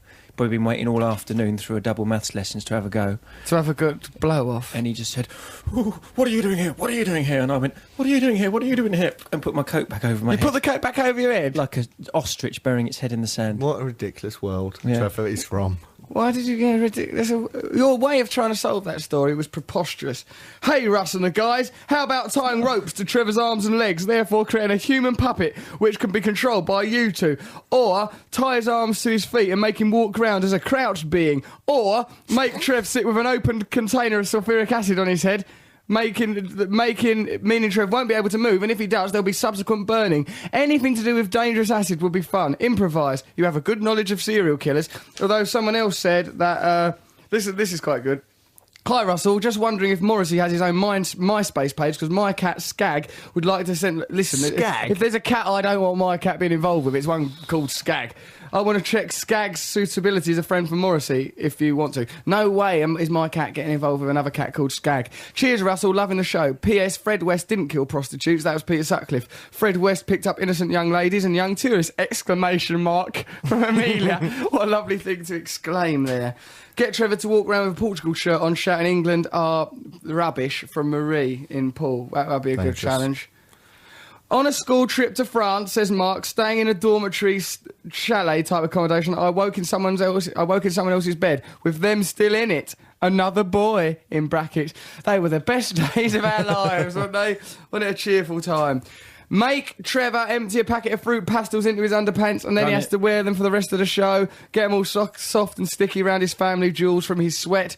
Sorry, I haven't had it off for a while, says Hayley Davis. Can we stop talking about this and make him do something? All right, well, I think he could choose the best one, haven't we? Let's get them all read out. Earwax, condoms. Personally, I believe you chose the poorer of my challenge, Trevor's. I demand you do the wedding dress one. Go on, you know you want to. That's from Hannah, who claims to have joined forces with our Luke.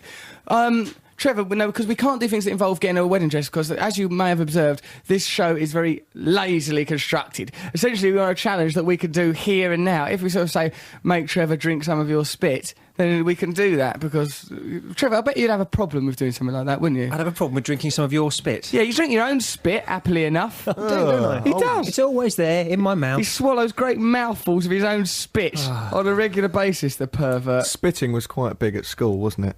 Spitting was... I'm good at spitting. Are you any good? Yeah, I'm pretty good. I You can had to be spit. good at it. You'd punctuate whole sentences. With a good gob. Yeah, gobbing Really? was quite important at school. Are you any good at spitting, Trevor? I bet you're not. No, not really. I don't like it. I don't want to. Rubbish at spitting. OK, let's listen to Led Zeppelin. After that, we'll be back with Trevor's Sonic Enigma.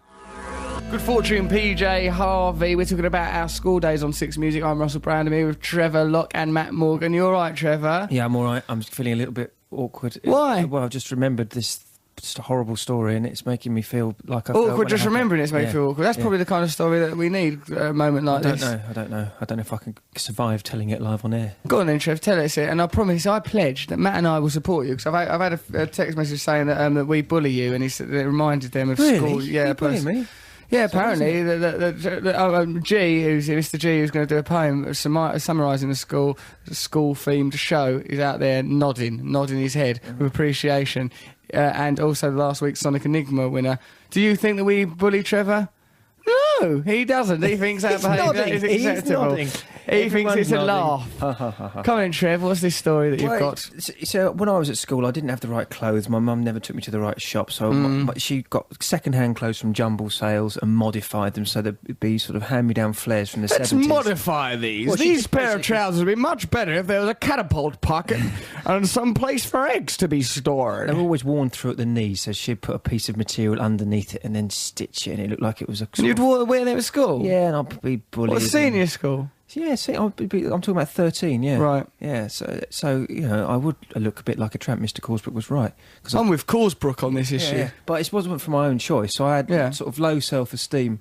But there's this girl that I really liked, and she was really pretty, Sarah Ray was her name, yeah? You really fancy? Yeah, what are you going for? Why are you talking like that for? Because Sarah Ray was her name, yeah? That's her name. Anyway, so Derek Hulse told me one time that Sarah Ray really fancied me and that she wanted to see me down in the CDT bit. Is this around the time there was a rumour that you had a huge willy? No, this is before that rumour started. Oh, really? Yeah. And so I couldn't believe it. I could not believe it. But my vanity sort of went, yeah, probably true. Your vanity was on the floor, mate, from the sound of your clothes. I know, but there's a bit of me thought it's probably true. So my heart was pounding. I thought, I can't believe it. This is my dream come true. What am I going to do? And he said, well, you've got to go and speak to her. You've got to go down there now. She wants you to walk in there and talk to her. So you've got to go and do it. So did you know at any point, knowing as you were that you were dressed like some sort of harlequin, suspect that this was a mind game? From Donald Hurst or whoever this person is. I'm very naive. Also, I have to mention my hair was cut by my mum. Right. And that was a disaster. Anyway, so I went in, and it was winter time, and it was all icy and snowy, and the CDT... What, inside? No, they were all slippery. Where did you go to school? Narnia? No, it was snowy back in the 80s, wasn't it, in the winters? So I walked in, and it was all slushy, and there was Sarah... But then Aslan came back, and things are going to change round here. I walked in, and it was all slushy. The snow had been carried in by people's footsteps. Right, okay. Yeah, people's feet.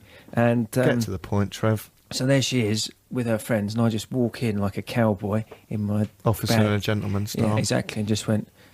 And they looked round at me because I was all sort of big and, and I just said... You're all big? What? Well, I sort of puffed yourself up? Puffed myself up, and I'd made an entrance, and they didn't know who I was, really. Because you were normally at home, eating your pudding on your duvet. You weren't allowed to school. I just said... Hi. Yeah. As if to say, well, here I am, girls. And they just what do you make of this? Exactly. And they looked up at me and then just looked at each other confused and just ignored me. And I felt awkward and then turned round to sort of do a cool exit. Yeah. And really just sort of did an amazing sort of slip, almost like a somersault, and landed slap on my coccyx. Oh, you poor and boy. Just lay. It must have looked fantastic. And everyone was just as stunned. a tableau. Yeah, and then at that moment, the bell rang, and loads of kids just ran in to their lockers over me, and I was just there sort of in shame and in pain, and then Mr. Swanee, the woodwork teacher, came in and said, "What are you doing, laddie? Get up!" And everyone went silent and just stared at me. About 40 kids were just looking at me lying on my back in the slush and the snow, and I said, "I can't." You just laid there. I can't. Defeated by life. Trevor, look, your childhood sounds to me like a gold. It's like Tom Brown's school days, the way you lived your life. At my junior school, one parents' evening, my teacher told my parents in front of me that I, and I quote, would never aspire to be anything more than a bin man. Nothing wrong with that anyway. Well, if you're listening, Mr. McKay, I am now a graphic designer and have worked for several high-profile organisations. You, on the other hand, still live in the street next to mine with your mum and dad. Who's laughing now? That's right, me, at you. That's from Johnny Wiltrim 6 minutes ago. Thank you, Johnny. Johnny Wheeltrim? Well, it's not spelled like that. Johnny's named himself after a bit of a car. Who's laughing now? My name's Johnny Wheeltree. Hey, I'm Peter Dashboard. I'm on top of the world. Russell, thanks for supporting us. Perfect song. This is from Tanya. Tanya, who is one of Trevor's hostages. Unfortunately, as you know, Trevor is gay, and that for it would make it difficult at the end of my room. What boring life. Then a lot of exclamation marks. I urge you, 17-year-old prisoners of Trevor, to get out of the house. Perhaps let's get them on the phone. Let's talk to these young girls. I'm very worried about them. How long are they staying for? 2 months.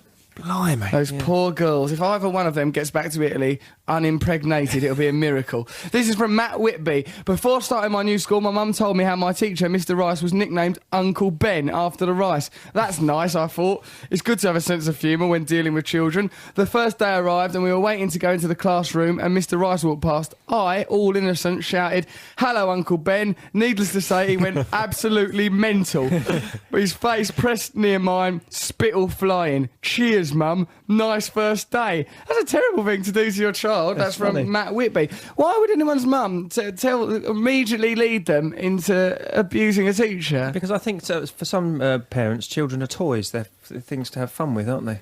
Right, you regard your child as a sort of a little you, Yeah, well, something you can that's do what- as you will with. Yeah. That's the wrong way to regard a That's the child. thing about teachers Possibly. shouting at you. That was, I mean, really, if that happened now, I mean, I'm a grown man bellowing in your face. Once this religion teacher made me come at the front of the class. Religion Morgan. teacher. Oh, a religion Okay, then we've got this thing called religion.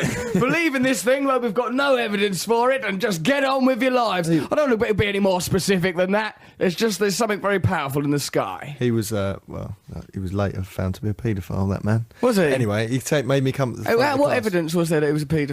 Proper police evidence. Proper police I'm not evidence? saying anything else. Why involved. mention it then? Well, because Why mention it? I hate it. It was a paedophile. Listen to what he did to me. He made me come at the front of this class, and then he said, he goes, "No one wants to look at you, turn round." And I didn't know what he meant, so I turned my back on the class. He goes, "No, turn round." So I turned to face the class. He goes, "Right," and then punched me in the ear. And I just, How hard? Quite hard. Bang on the desk as hard as it was. Quite hard. Quite And it hard. made my for an ear go all punch. red That and would hot. hurt. And, you're trying That not to sound. cry. I was only 11. You It was should horrible. not be allowed to do that. But if he was a paedophile, you got off quite lightly. You're lucky it was your I know, ear hole we I went know. for. Could very nearly have been a different orifice. Good morning, all. I just finished my school on Friday, so my memories are nice and fresh. There used to be a life-size nativity scene in our school entrance by the hall. Every Christmas, we were always tempted to do something silly with it.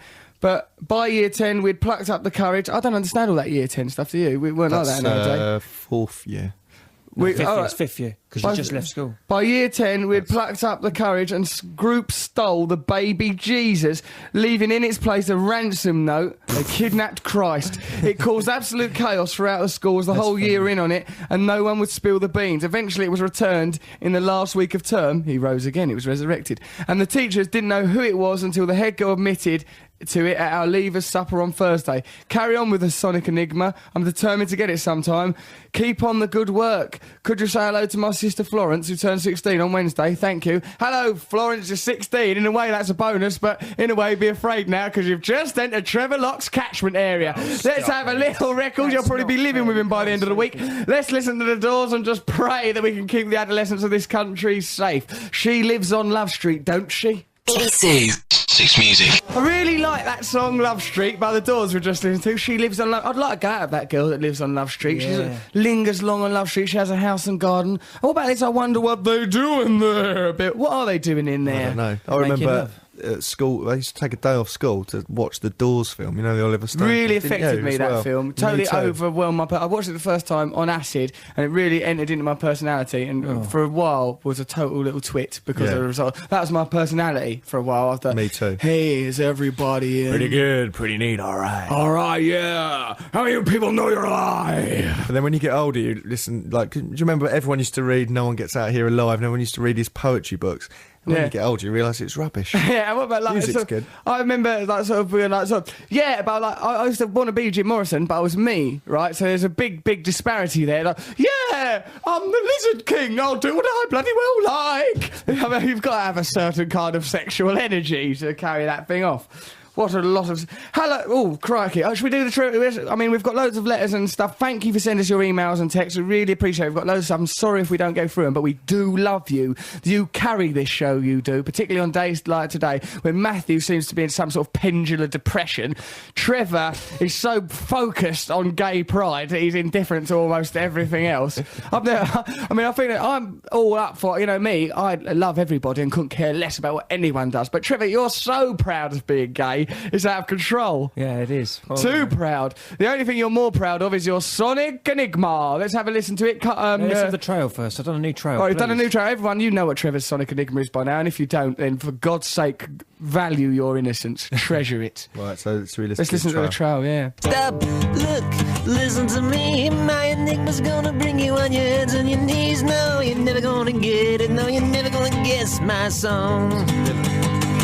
But if you get it right, you can come inside the studio.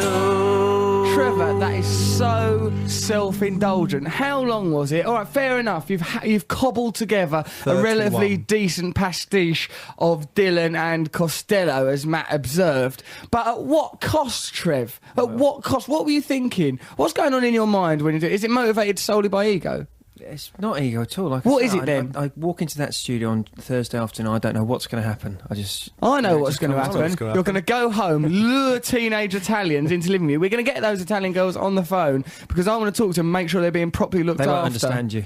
They will understand. They'll understand the international language of kindness, Trevor. They'll understand that I'm someone reaching out to them and trying to protect them from what Danny Minogue would probably describe as a vile predator, even if you hadn't done anything wrong. So God knows what should actually think of you. Am I allowed to do a trial for my cultural review then? Next week? If it's not ego.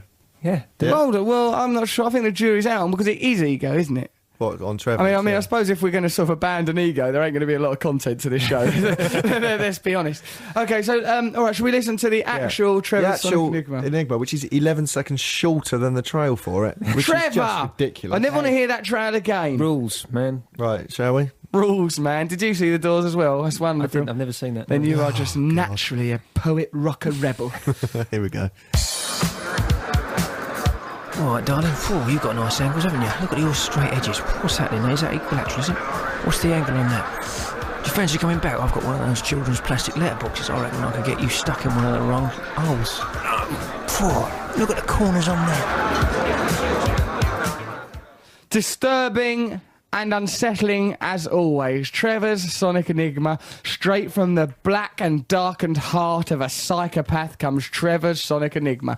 What do you mean by that, Trev? What are the key elements that listeners should be paying attention to? I think it's a giveaway. I think that's going to be sold before noon. You think before noon? That sounded threatening as well. Not in the Wild West. You're not in the Wild West, Trev. And if you were, you wouldn't last 5 minutes. You'd probably walk through saloon doors all confident, then trip over on slush, end up on your back and go, I don't know why I'm here, to your woodwork teacher. I tried to impress Joanne Sibley once, the first girl I fell in love with. I'd seen Elvis the movie. I was influenced a lot by these sorts of films. This was when I was about 5 or 6. Kurt Russell was Elvis. I went. Joanne Sibley was in the girls' toilets. I thought, well, I'm not going to be affected by this gender discrimination. Went over into the girls' toilets, and you know how Elvis, like, sort of when he flicks up onto like the tips of his toes, they Shaky did that, really. That was more shaky. Yeah. Well, I suppose that was going on when I was growing up. But Elvis did it as well. Not as much as shaky. He'd done it in that gold jacket. Elvis did it first. Yeah, come on, Trevor. Don't shaky. Value shaky. I'm not over valuing Elvis shaky. I think that's a Presley. ridiculous move. Well, I think it was Cliff Richards that first initiated the quip. Trevor, you don't know nothing about the lineage of that move. I do. I know more than you do. And that about the lineage of that move, do you? I can do that move like anything. I'm not. Ego. Your ego's all over this show. We should have an ego bell for I think Trevor. we should have a bop competition. Trevor, yeah, Matthew, that's very good. Let's get an ego bell for Trevor. Okay, so like whenever the Trevor's little ego bell, ding-a-ling-a-ling-a-ling, Trevor's Sonic Enigma Trail this week is 15 minutes long. He calls it a soundscape. He and Jean-Michel Jarre have crafted this together. For God's sake, get a grip of yourself. Come on, then. You're literally on your toes. Right, I'm on my toes, trying to do this thing. Shaking Stevens. So I tried to... or Elvis, Trev, depending on what your cultural reference points are. So I went to impress Joanne Sibley with my newly learned Elvis Presley move. I thought she'll like that. I'd observed, even as a young man, child essentially is what I was, that Elvis Presley had a certain sexual magnetism. Went into the toilets to do that, flicked up on my toes and tried to sort of move my pelvis and everything. And sort of my ankle gave way. I crumpled lifelessly, listlessly to the floor in a sort of a little heap. And Joanne Sibley, she took it quite well, really. I mean, I don't think she saw it as peacocking sexual advance, which is what it was. She just saw it as, I think, perhaps cerebral palsy, which it wasn't. And, those of you that have cerebral palsy, I'm sorry, I wasn't trying to make light of your condition. But it fell right down. It was ever so embarrassing and awkward for me. And still never been out of Joanne Sibley to this day. I've never really tried to impress girls with these moves that you two have done. Try it, Matt. I used to just use conversation. Really? No, I actually once I did wear a bandana to be like Axl Rose. How did that work out? Looked ridiculous with a school uniform. Yeah, that should have been come down. I'm surprised that paedophile teacher didn't think, hello there, if I remember rightly. What's this little bonnet he's wearing? I like the blue flag indicates go, go, go, if I remember rightly from my paedophile handbook. Right, so we're going to listen to Trevor's... listen to it again, really. Oh, well, one more listen to this. If you think you know the answer to this, where is last week's Sonic and Nibble winner? Come in, it's Ian, isn't it? Ian, come in, should sir. have been in here. Ian, come in, he's outside the studio, we'll just commentate. While Ian He's comes walking in, let's here. listen to it again. OK, once more. All right, darling. You've got nice angles, haven't you? Look at your straight edges. What's happening there? Is that equilateral, is it? What's the angle on that? Do you fancy coming back? I've got one of those children's plastic letterboxes. I reckon I could get you stuck in one of the wrong holes. No. Look at the corners on there. Right, OK, so if you think you know what that is, then get in touch with us, 64046. Here's last week's winner, Tim. All right, mate. Hello there. So, have you got any ideas for this week's Enigma? No. But not the right idea? What was the one you got right last week? I've got you under my skin. I've got you under my skin. Oh, yeah, I remember that. It was like shit, yeah. Bleating noise. Matthew, stop having a go at Frank Sinatra. Leave him alone. He's dead now. Let the man rest in peace, for Christ's sake. Next you'll be digging him up, making a puppet of his jangling bones and going, you never got Ava Gardner, though, did you? You never got her, old smart ass. Ain't that right, Trev? Ain't that the very kind of thing that necrophiliac Matt Morgan would actually do before kissing Frank Sinatra, as a necrophiliac generally would? I don't see him as a necrophiliac, Matt. What is it that he wants to have it off with, if not the dead? I think sort of... Surely not the living. Right, so, you don't have any idea what this Sonic Enigma is, Tim? Other than the obvious angle bit, but... The obvious angle? You've understood what's going on. But there was a... Is there a band called The Angles? No. Bangles? Bangles. Maybe it's a song by the Bangles. Trevor, if you don't understand, if you're claiming now that your Enigma is trying to guess his own answer. No, I remember the Bangles, yes. The Bangles. That'll be the Bangles. You haven't got an answer to this. You've just made a noise, and then you're just going to play it out, and then when a thing comes in that you think, yeah, that could be it. Oh, Matthew, you're going to try that. This is how the Enigma works. Let's have a little listen. Ryan Adams. Okay, who's putting these things in? This is good. This is good. I put this in. This is good. This song's good. All right, let's listen to it then. This song's good. Chin up, cheer up. Let's listen to it then. Yeah, it's quite nice. It's a nice mood, really like that. Ryan Adams. Yes, it's okay. Here, listen to this. Dear Trev, Mr. Corsbrook still teaches at Campion now. A few years ago, on my Year 9 Spain trip, the teachers had walkie-talkies so they could keep in touch and stop us from staying up late. I don't like the idea of that. Walkie-talkies? Power, insane. Power. That's all it is with those teachers, isn't it, Trev? It is with him. Mind you, is Corsbrook the one that grunted in your mouth? I beg your pardon. Is that the one?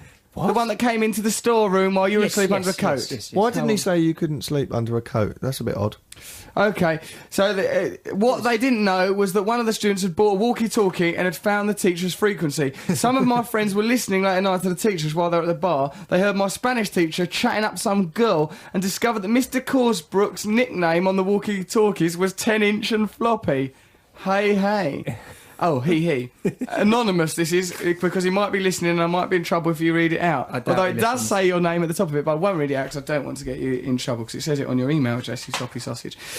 Hi everyone, we locked our teacher out of the class once. She got so angry and upset with us that she cried and friends called the head teacher. We let her back in but didn't respond to anything she asked us to do. In the end, she slammed her hands down on the desk and started jumping up and down and screaming at us to be quiet. We never saw her again after that day. Why don't you make Trevor eat your snot and then make him lick your toes? Charlie.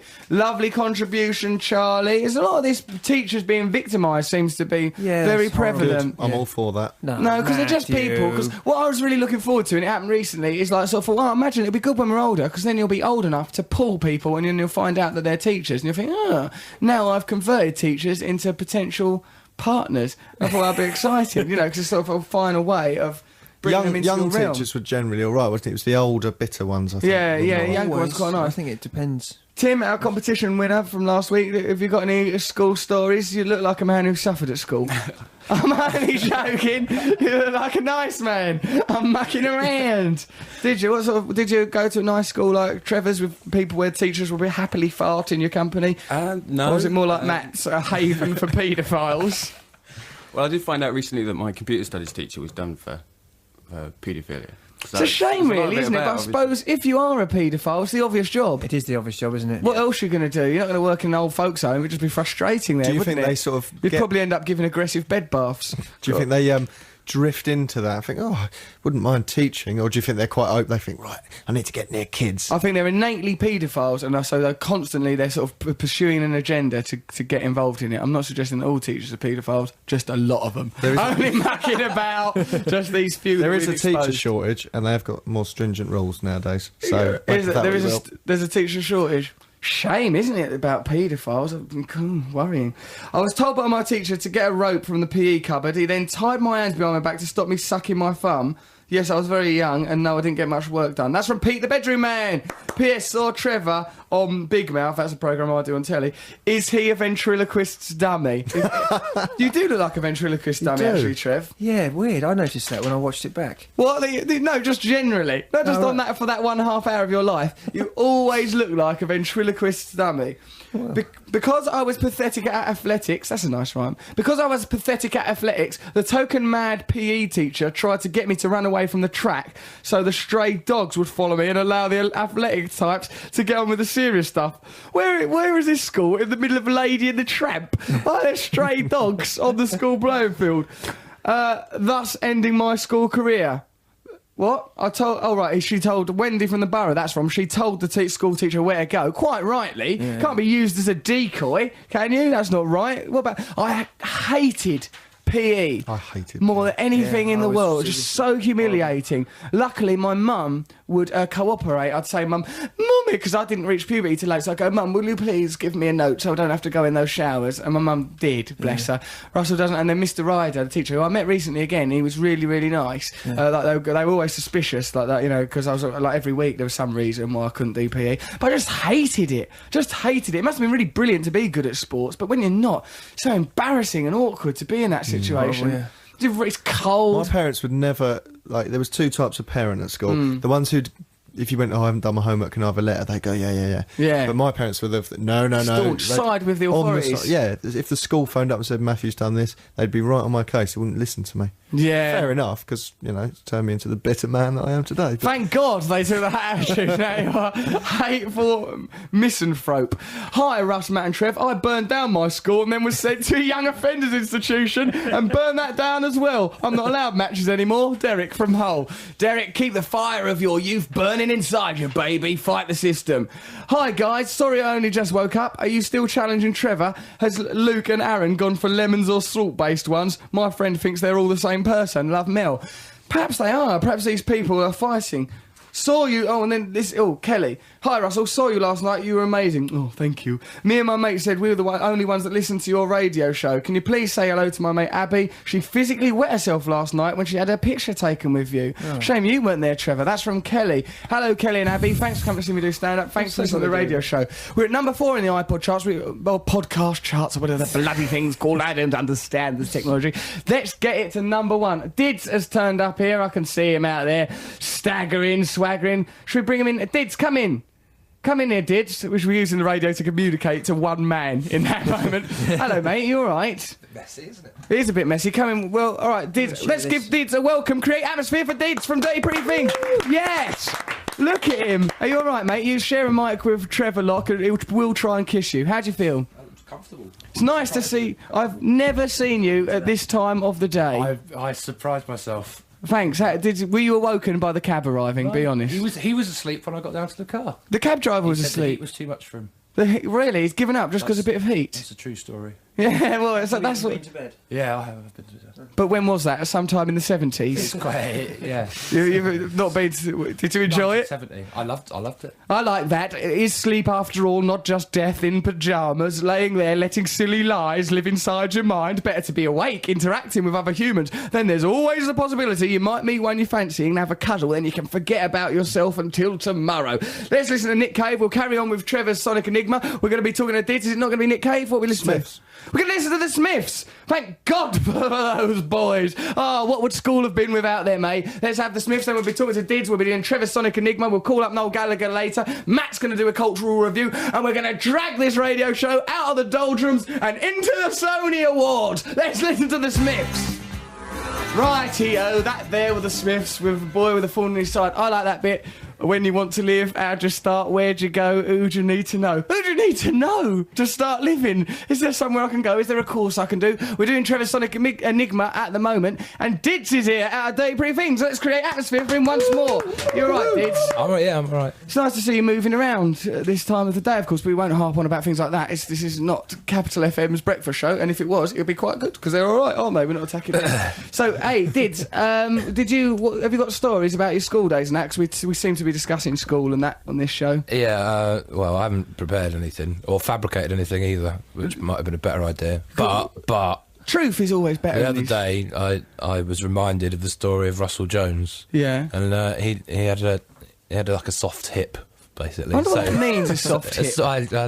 It's a cool drug.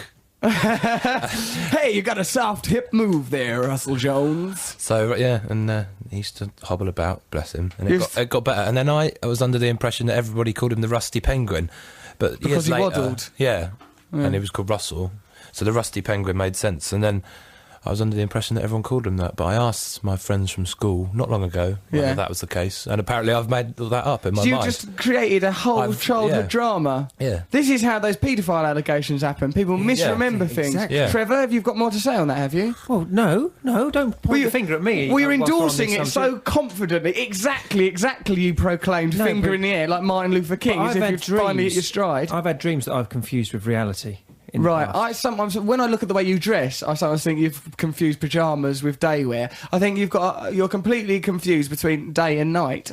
Perhaps this is a dream now. I wish to God it were, I'm not Trevor. wearing pyjamas. Yeah, Not this time. but He's really often not does. wearing anything that looks like a Is he? why would you make that up? He often does, Dids. He comes in See, here now we've got dressed like an outsider in the studio, someone who will stand up for me and expose you. Dids, for don't stand up. No, the jig is up. You're upset the whole dynamic of the show. He's here to be whipped and victimised. The worm You told me has that you made turned. him eat hair and things. Yeah, we did do that last week. It was ever such fun. And he's supposed to eat earwax this week, and he keeps avoiding I'm it. not supposed to eat earwax. Trevor, Earwax actually tastes like the inside of a strawberry Cadbury's Rose. All right, let's have some then. Now you're interested. Now you know that it's like a liqueur. Get your tongue down my lug hole, Lockie. Do you want to lug hole his ear, Trevor, before you think that you're in for some sexual misadventure? Here are some entries to the Sonic Enigma. This one's from Luke. Is it You're So Square, Baby, I Don't Care? Is it, Trev? I don't think that's actually the title of the song, but that's a good entry and it's not right. But Dewey says, is the answer to Trevor's psychotic enigma? Oh, nice. Is it Curves by Roixop? If so, then this has got to be one of Trevor's sanest enigmas yet. But obviously it isn't. Is it, Trev? It's not, and that's a really, really poor entry. If they listen to that enigma again, that is a sad entry. The way it's the way that Trevor defends his enigma is like Rosa Parks saying that the people of various colours ought to be able to sit where they like on buses, which was right. Yeah, but like a Trevor hero. defending his sonic enigma with the same amount of passion as that is preposterous in my mind. Is it living in a box, says Kerry from Swindon? Is what living in a box? Your Sonic Enigma. Oh, right, I thought she meant my little thing. No. Well, that condom filled with water that those Italian girls have been forced to construct as a replacement parent because you're terrifying them. I told them they have to keep it alive for the whole 2 months. It's their Tamagotchi. They're using it as a Tamagotchi. I told them that that's their task. Well, it could have been worse, Trevor. It could have been worse. This thing must be maintained, be kept aroused for the entire duration of your visit by whatever means you see fit, girls. Don't be afraid to dance now. Bizarre love triangle from Tom. He's not referring to your private life with the two Italians, Trevor. It's an entry for the Sonic Enigma. Is it Bizarre love triangle? No, it's not. I've never heard of that. Is it Misshapes by Pulp? Nope. Is it E = MC squared by Big Audio Dynamite, says Alan Jepson? No, it's much more contemporary than that. Is the Enigma There Are No Right Angles Found in Nature by 80 Mile Beach, says Addy? No. Is it Shapes of Things by the Yardbird, says Philippa? No. Is it Angles, Robbie Williams? Aaron, nice one. Angles, that's very sweet. It's clever. Yes, like it's that one. Well done, you've won. Is it the kids? Stop being sarcastic towards people that have entered. People were humouring you by entering your competition, Well, that's Trevor, not a and you sensible attacked entry, them. so I'm going to respond to that in a flippant way. Trevor, you can't control the way people respond to your Sonic Enigma. I don't attempt If to control them, people Russell, but are I will disgusted. respond in Look, any he's way risen up on which his I see hindquarters. fit. holding that like Jim Sit Morrison? back down, Trevor Locke. Well, maybe I How- haven't seen the movie. Maybe I ain't seen the Trevor, movie. you will maybe do the I've rest just of got this it in show my without genes. your trousers and pants. Take down your trousers. No, he's done that Please, before. get 'em I down. want to look at that again. No. His That's all you status can- needs to be when reduced. confronted with genuine charisma, that's all you've got left, isn't it? Pull your pants down. That's the only place you've got left to Trevor, go. essentially my charisma is a conduit through which people's trousers and pants are pulled down. But what you're confronting me with is not charisma, it's anti-charisma. You are the anti... You suck charisma out of a room. You are Henry the Hoover towards charisma. You suck it up like dust. Yeah? Yeah. Yes, Trevor. Unbutton your shirt. You're Look, picking you're your doing nose this in now. front of Dids. Yeah. You're embarrassing us in front of a member of a band that we all respect and admire. I'm very Dids, impressed. You're impressed, are you? I've Yeah. impressed him. Trevor, well, I he's... didn't say you. No, there are. Do you see, Dids? That's why we treat him like that. It's ridiculous. Tim, the competition winner, still here. He's not got a mic because we've not got enough microphones here. But I can see from your face, Tim, you're embarrassed and hurt, aren't you? He's nodding. I can just He's confirm frightened of you. that he's nodding. Okay, what track's up next, Mafu? Cooper Temple Claws. Hey, well, hello. Who was the bassist in that little outfit? Let's have a listen to that, and then we'll carry on with Trevor's mind-bending enigma while Trevor stands up on his hindquarters, bizarrely. Trevor, seeing at your full height makes me lose even more respect for you. BBC Six Music. Cooper Temple Claws, who needs enemies? Well, Trevor and I will always have each other. Okay, so you listen to Russell Brand on Six Music. Dids is here with us, all right? Dids, you enjoying it so far? Yeah, it's fine. Don't just say fine. That is what is known as to damn with faint praise. Have you got to go somewhere? In a bit, yeah. We'll go to Coventry. Have you? You got to go to Coventry. Why is that? We've got a good gig. You got a gig up there? So I sounded like I was making that up, but It did. It did it's- sound like a lie. It's true. You're playing with a ring in a nervous way, like people do when they're in When a they're not relationship and they're lying. having an affair. Yeah. It sounds like. Guess who we've got on the bloody blower? It's Noel Gallagher. Hello, Noel. Hi, Ross. Yeah, I am all right. You all right, mate? Yeah, I'm good, man. I'm just walking around Hamleys at the minute. What are you doing in Hamleys? What do you I'm think he's buying doing? some toys, Russell. Well, I hope to God he's buying. Dids is here, Noel. Say hello to Dids. I did think. Hello, how are you doing? Yeah, man. I bet I'm good. last time you saw Dids, I imagine there was that when he was gobbing milk out on Soccer AM. Dids was James Blunted with his mate Carlos Yes. on the. It was good fun, though.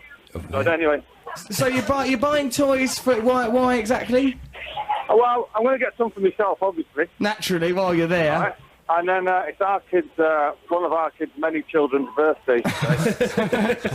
He's so fertile, that brother of yours. I'm surprised he don't write all the music now. Oh, he threw it about a bit in the 90s, yeah. Bless him. Nice to Yeah. have a nice birthday. Okay, Yeah. so what you're buying toys? Do you know what have you got your eye on? I don't know. Well, he's 5. What do you get a 5-year-old kid? I don't know. Maybe I should ask Meccano. McCart. Nah, that's a bit 70s now, isn't it? Come on, it's obvious. It's a bit retro as a No, gift, I I think. No, it's a bit. No, it's a bit gamer kind, isn't it? Puppets. Get him different puppets, and then you can perform a puppet show when you get there, and then he'll always love those toys, and he'll think of us in personalities. I'm just thinking something extremely cumbersome and noisy. Right, to annoy your brother. Absolutely, like a drum kit or something. Probably. Get him a drum kit. Yeah, or some fairies wings just to weird our kid out.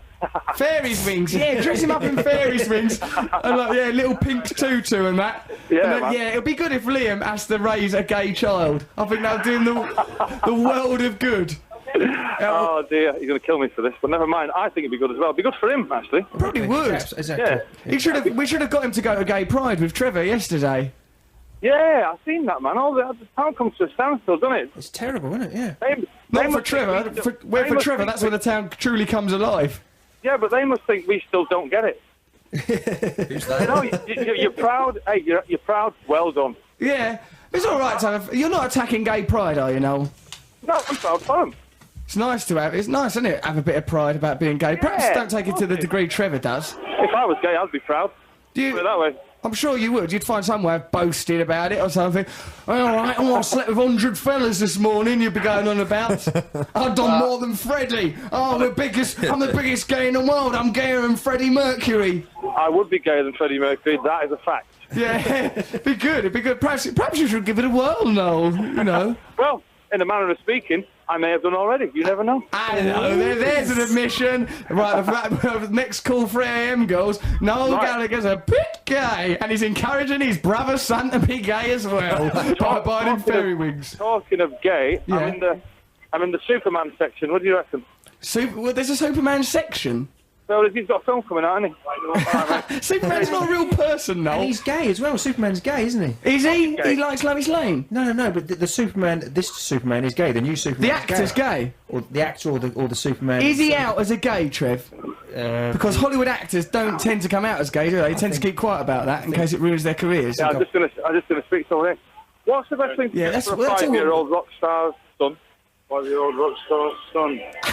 You want the rock star son section? A Rolls Royce?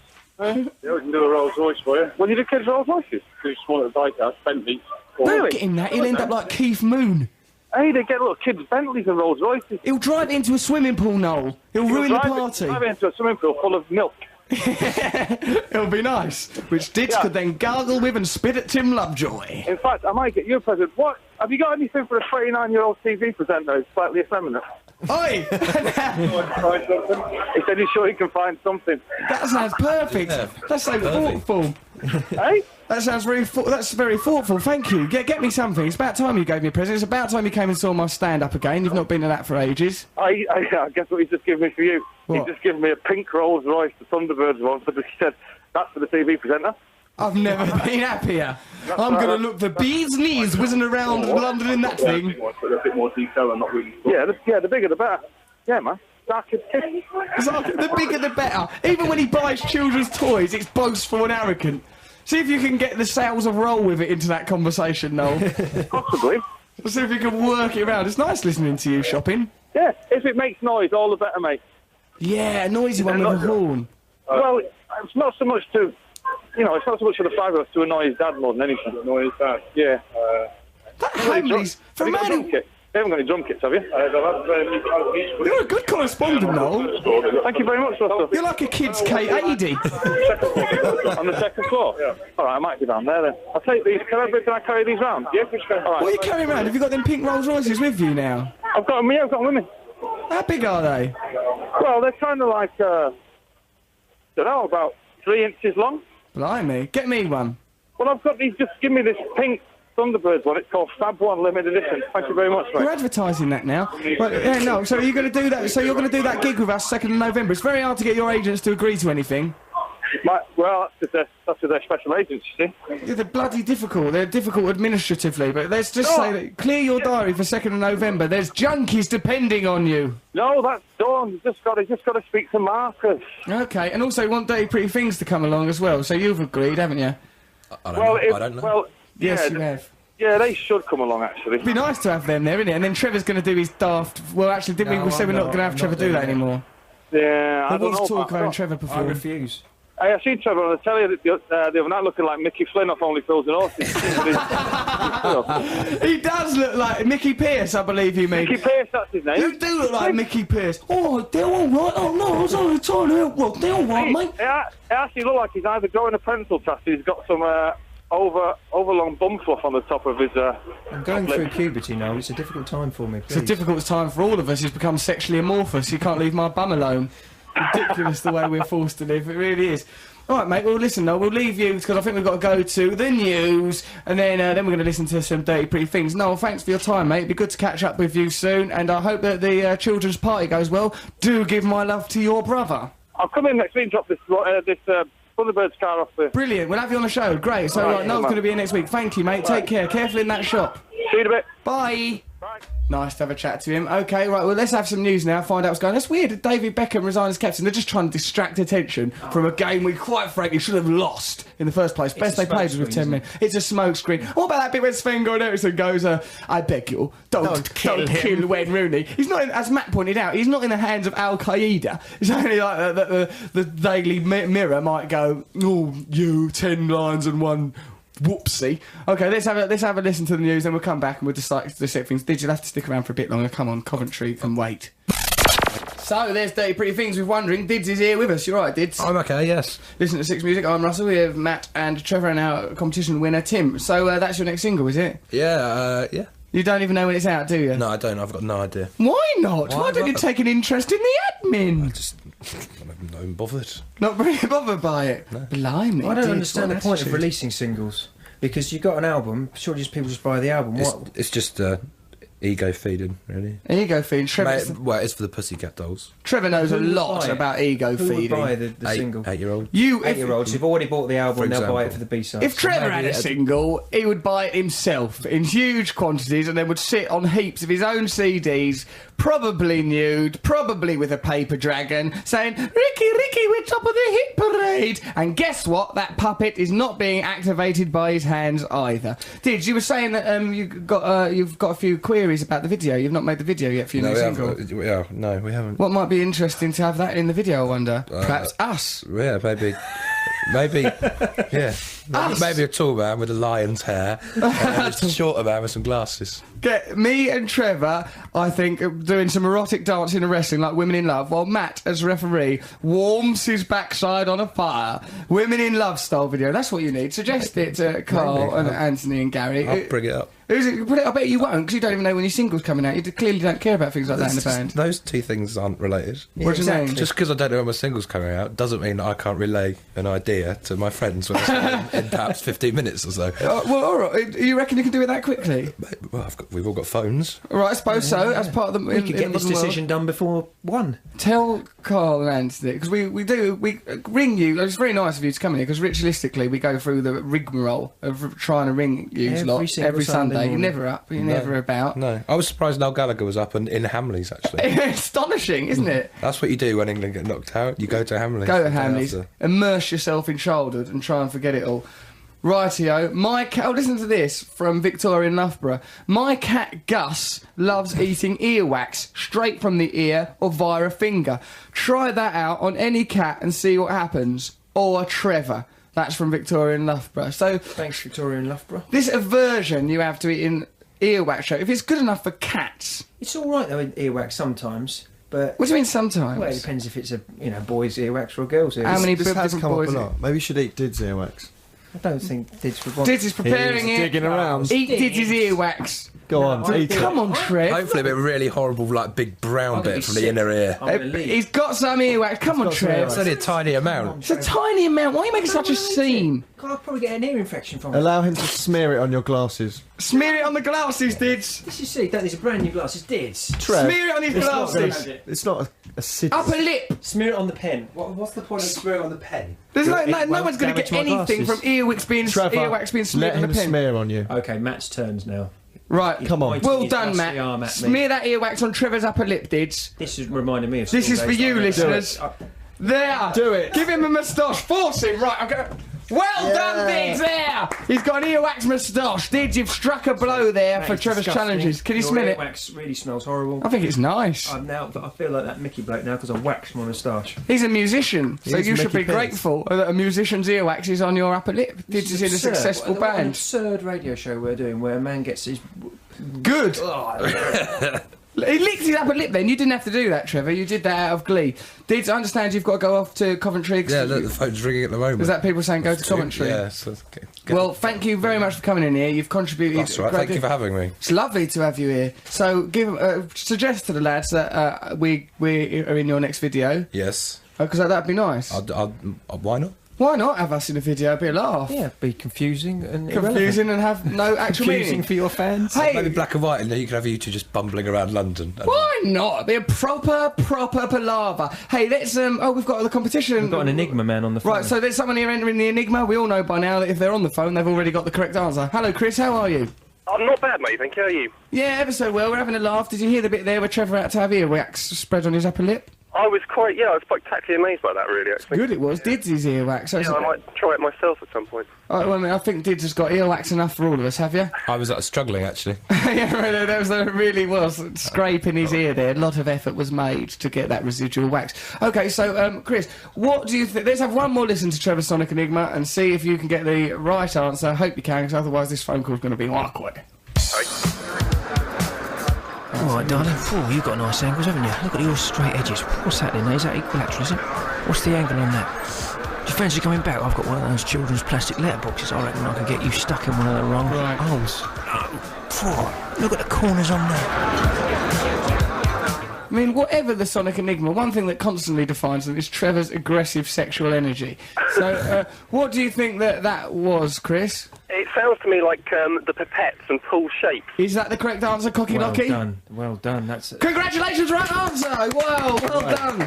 Chris, you've saved me there, mate. Chris, because a lot of people thought that was impossible because it was quite contemporary and stuff. So, Chris, you can come into the studio next week if you fancy it. Come in. Well, that'd be lovely, yeah. Come down, bring people if you like.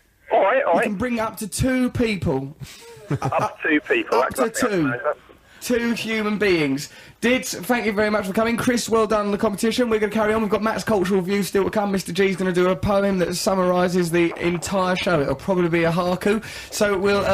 So, Chris, well done. We'll talk to you later. Thanks, well done. See you next week, mate. Leave your details with Adam, our producer. Ta-da, mate. OK, so let's have a listen now to Paul Shapes by the Pipettes. And let's have a round of applause for Dids. He's contributed well. He's given off his earwax that others might live. Thanks, Dids. Yeah, OK, the Pipettes. Boy! Paul Shapes, the Pipettes there. You listen to Russell Brand on 6 Music. Guess what, right? Dids has just left now, and it didn't have, we have to give him money for a cab because he's come on as our guest, and, Trevor had to give him 20 quid after Dids had rubbed earwax all over Trev's upper lip. It was beautiful to watch that taking place. It's like, it looked like that Dids was an earwax prostitute, and Trev, a grateful client. Oh, there's £20. Can I have some more earwax next, please? What effluvia are you going to empty onto me next week? What more do you want from Dirty Pretty Things? Anthony Rosamondo coming in here with a string of bogeys for you. Will you finally rest then, Trevor? No. You won't, will you? He did hand over the money like a begrudging dad, though, didn't he? Oh, there you go. Well, that's my dinner money. He chucked it into Dids' bra. It was one of the most misogynistic and erotic acts I've ever witnessed. They're always getting money off of you and me, aren't they, the Dirty Pretty Things? Yeah, they are, actually. Yeah. I remember really early on when I first met Carl, like, oh, Russell, can I borrow 20 quid? And it escalated into £100, but because I was so in love with him, I just kept handing over money willy-nilly, and then what I thought was sort of a down payment for friendship. Right, but he has since given me some very lovely things. A lovely Victorian cane, a lovely Dior jacket. He's been a wonderful man, and an Oscar Wilde toy for my birthday, and I didn't buy him a present because our birthdays. Oscar Wilde toy? Yeah, Oscar Wilde action figure. Oh, right, OK, I thought that was another euphemism. Oh, Trevor, Oscar Wilde was perhaps one of the greatest geniuses of his time, and you've reduced him to a bugger.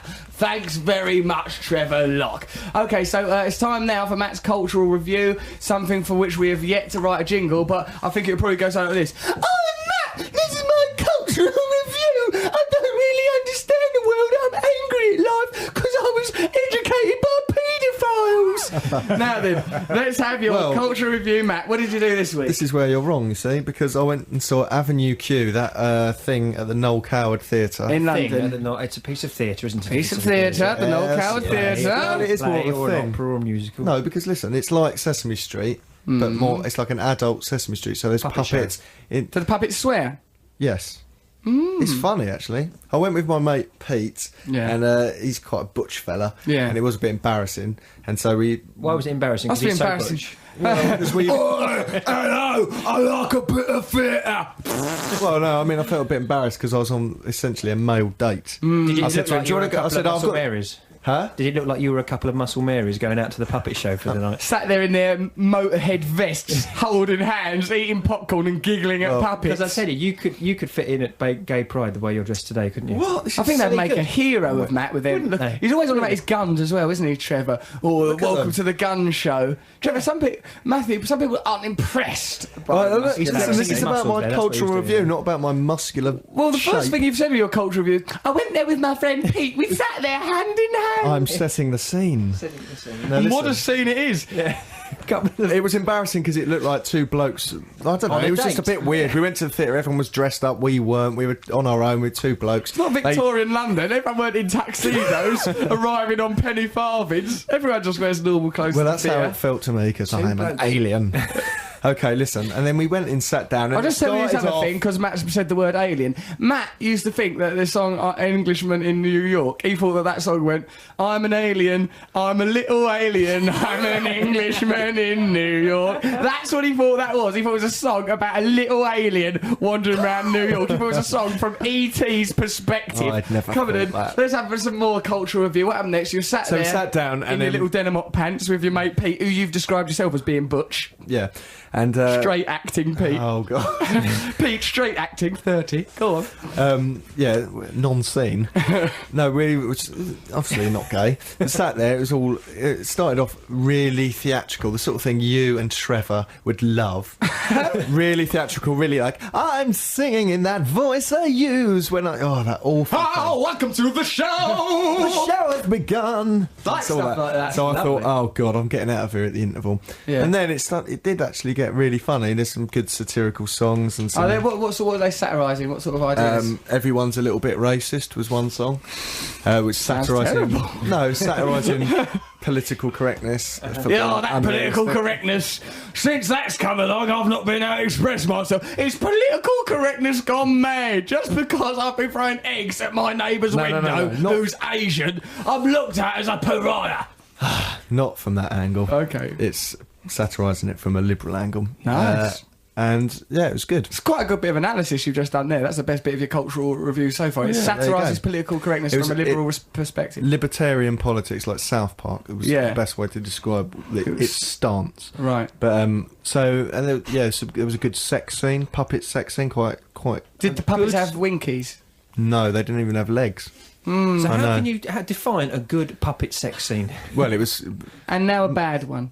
It was comedy. What do you expect from puppet They sex? were hammering away at each other. They 16. I think what Matt calls a puppet sex scene is him committing an act of onanism while wearing a woolly glove. Okay, Russell. That for him do is you a remember puppet sex scene. the time Russell look at this picture on my phone. Look at this picture on my phone. And looked at it, and it was him with his winkle in the mouth of a hand puppet. And he was, look at that! I did that on my own. I was at home and I did it. It was funny. The puppet looked embarrassed, and I looked really pleased. It was a puppet with a winkle mouth. It wasn't. So an when erection. we're talking about it wasn't an erection. God, you're not an animal. It was just a bit of fun. Anyway, so sat there, and Where then is that puppet? Oh yeah, he went to that crisis centre for battered women. Yeah. So we were sat there, and then at the interval, because I'd already gone, we'll get out of here at the interval. And you said it in that bullseye voice, did you? Yeah. We'll get out of here at the interval, then you're going to go and pick a pocket. Bullseye! Yes, that's how I spoke. And then, so we left at the interval, I'm ashamed to say, even though I thought it was pretty good. Okay. And then we went out about because you've made a decision not to like it because you thought it was making you No, I feeling made the unsure decision about to your think, sexuality. okay, I get this now, I just want to get out of here. Were you embarrassed that your friend might think that you really like this and wanted to stay? Yes, what happened was we went to Crowbar, it's like a metal bar, and we were sitting there and go, yeah, glad that's over. And then we suddenly started to go, do you reckon that the gay puppet actually came out to his mate and they got together? Yeah. Do you reckon those two? And then we started talking about it because this guy dumped this girl because he said, oh no, look, I'm not ready for a relationship. And then all the women in the audience were going, yeah, here, when she was crying and stuff. They were sticking up for her. And then we started getting into this gender politics thing. Yeah. And we spoke about what would have happened in the second half. And then we both went, we should have stayed.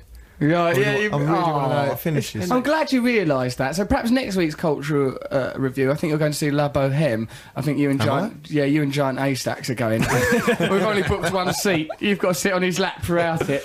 It's going to be lovely. Okay, so let's so Mr. G is here. He's going to summarise the show in a poem. Let's give him some atmos. Yeah, okay, right. All right, G, how's it going, mate? Yeah, it's going good. Have you enjoyed the show so far? Yeah, I've been enjoying it as always. Nice of you to get here so early. Yeah, I didn't get much sleep last night. What have you been doing? Women? Just not getting much sleep. Football? Yeah, football. Tried to distract yourself with sex, did you? I tried that. The minute that the final ball had been struck, I just thought, oh God, I've got to find something to distract myself from this feeling of ennui and despair. And but obviously I was a bit charmless and it didn't go anywhere. So what about you, G? Was you with a woman, were you? I was just contemplating over events. Right, okay, events. Sounds to me like sex. Okay, so let's have a listen to Mr. G's latest opus. What is it entitled, mate? It's entitled School Days. School Day. Let's have a listen. Looking back over past events can provide a forward direction as we reminisce over earlier time spent with insightful reflection. The joy, the pain, the laughter, the tears, over our childhood indiscretion, some too embarrassing to mention, but yet our time spent in detention are what brought us all here. In oral assignments, Matt, full of culture, evidently did well.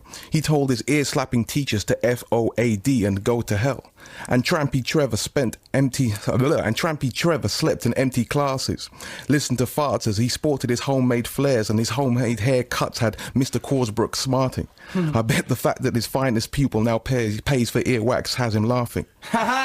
They say that school days are meant to be the best times of our lives, or maybe we just like to impart our tall tales through our rose-tinted eyes. Or do we now realise that it doesn't matter who was the coolest or the smartest, the best looking or the hardest, or at sports day who ran the fastest? Maybe it's just time to raise a few smiles as we look back to our times spent in the classes. Woohoo! Good poem! Like the bit where he ripped old Trevor and said about Mr. Corsbrook. Funny. I like the bit where it said that I went, yeah, to my teachers. Get out of it. I did like that. I like that a lot. Why didn't I have a bit, G? Because all you did was sword fighting. That's boring. Yeah. Sword fighting is not boring. Not when you do it with your dinkle with an luminous condom on it. Tell that to the puppet. That puppet sadly can't speak anymore because he only had my voice and it was this one. Okay, Russell, I guess I'll do it. So, okay, what is the last track that's up, Matt? Where is my mind? Pixies. Oh, that's a perfect track to go on, but we've got a bit more time. But what a show it's been. We've really... Dids was a good contribution from Dids. I liked it best when he smeared earwax on Trevor. That was a laugh, wasn't it? I liked it least when you did that. That was the best. Funny how different people can be, and yet we still get along somehow. For a moment, I thought I had a friend in the studio, and then he turned. And it was really good. I was so glad that he came round to our side. Did it really smell? Yeah, it smelled really weird. Earwax always does. Or if it was always does. Yeah, what a horrible thing to do. Good, I think it was great. I'm really happy. You sell you on eBay now. Sell me on eBay? Yeah. Trevor does that anyway. Trevor's selling his own little backside on eBay. No, Trevor, you use the internet the way most people use despair. It's just a thing for causing people pain. Tim, our competition winner from last week, have you enjoyed the experience? Very much, yeah. Well, thank you very much. I wish we'd looked after you more, but to tell you the truth, I've been finding the boys very difficult to manage today. They've been difficult. Matthew, have you had a nice time? Yes, I've cheered up and come out of my depression. You've been really moody all day. So difficult to work with. Don't say that. You are difficult to work with. I'm going to talk to your mum about all this. Who's talking? I am easy to work with. I'm devoted and professional. Ain't I, G? Yes, you sure are. Woo! Yeah, ain't I cocky lucky, ain't I? No, it's not. What do you mean? Stick up for me, Trev. I mean, you put me through hell. That's what I mean. But listen, what have we got as a result of my working methods? We've got our own sitcom coming up on Radio 2, Cloud Cuckoo Land. It's going to be brilliant. We're going to do that. Yeah, it's going to be. We're going to get. I'll tell you what. You know, I've become friends with Reece Shearsmith and Coogan. Coogan's on the MTV show, and let's get them all to do parts in our new sitcom. Imagine that, having Steve Coogan in our new sitcom on Radio 2. That'd be brilliant. Slightly overwhelming. Be brilliant. It'll be brilliant. We've all got to write that sitcom first, though, because it's on quite soon. September's when it starts. Okay, so what are we going to go out with the Pixies? Where is my mind? I think we all know where the answer to that is in Trevor's case. Focused on Dids' earwax, which is making him feel more and more erotic. See you next week. We'll do a better show next week, if that's possible. BBC 6 Music.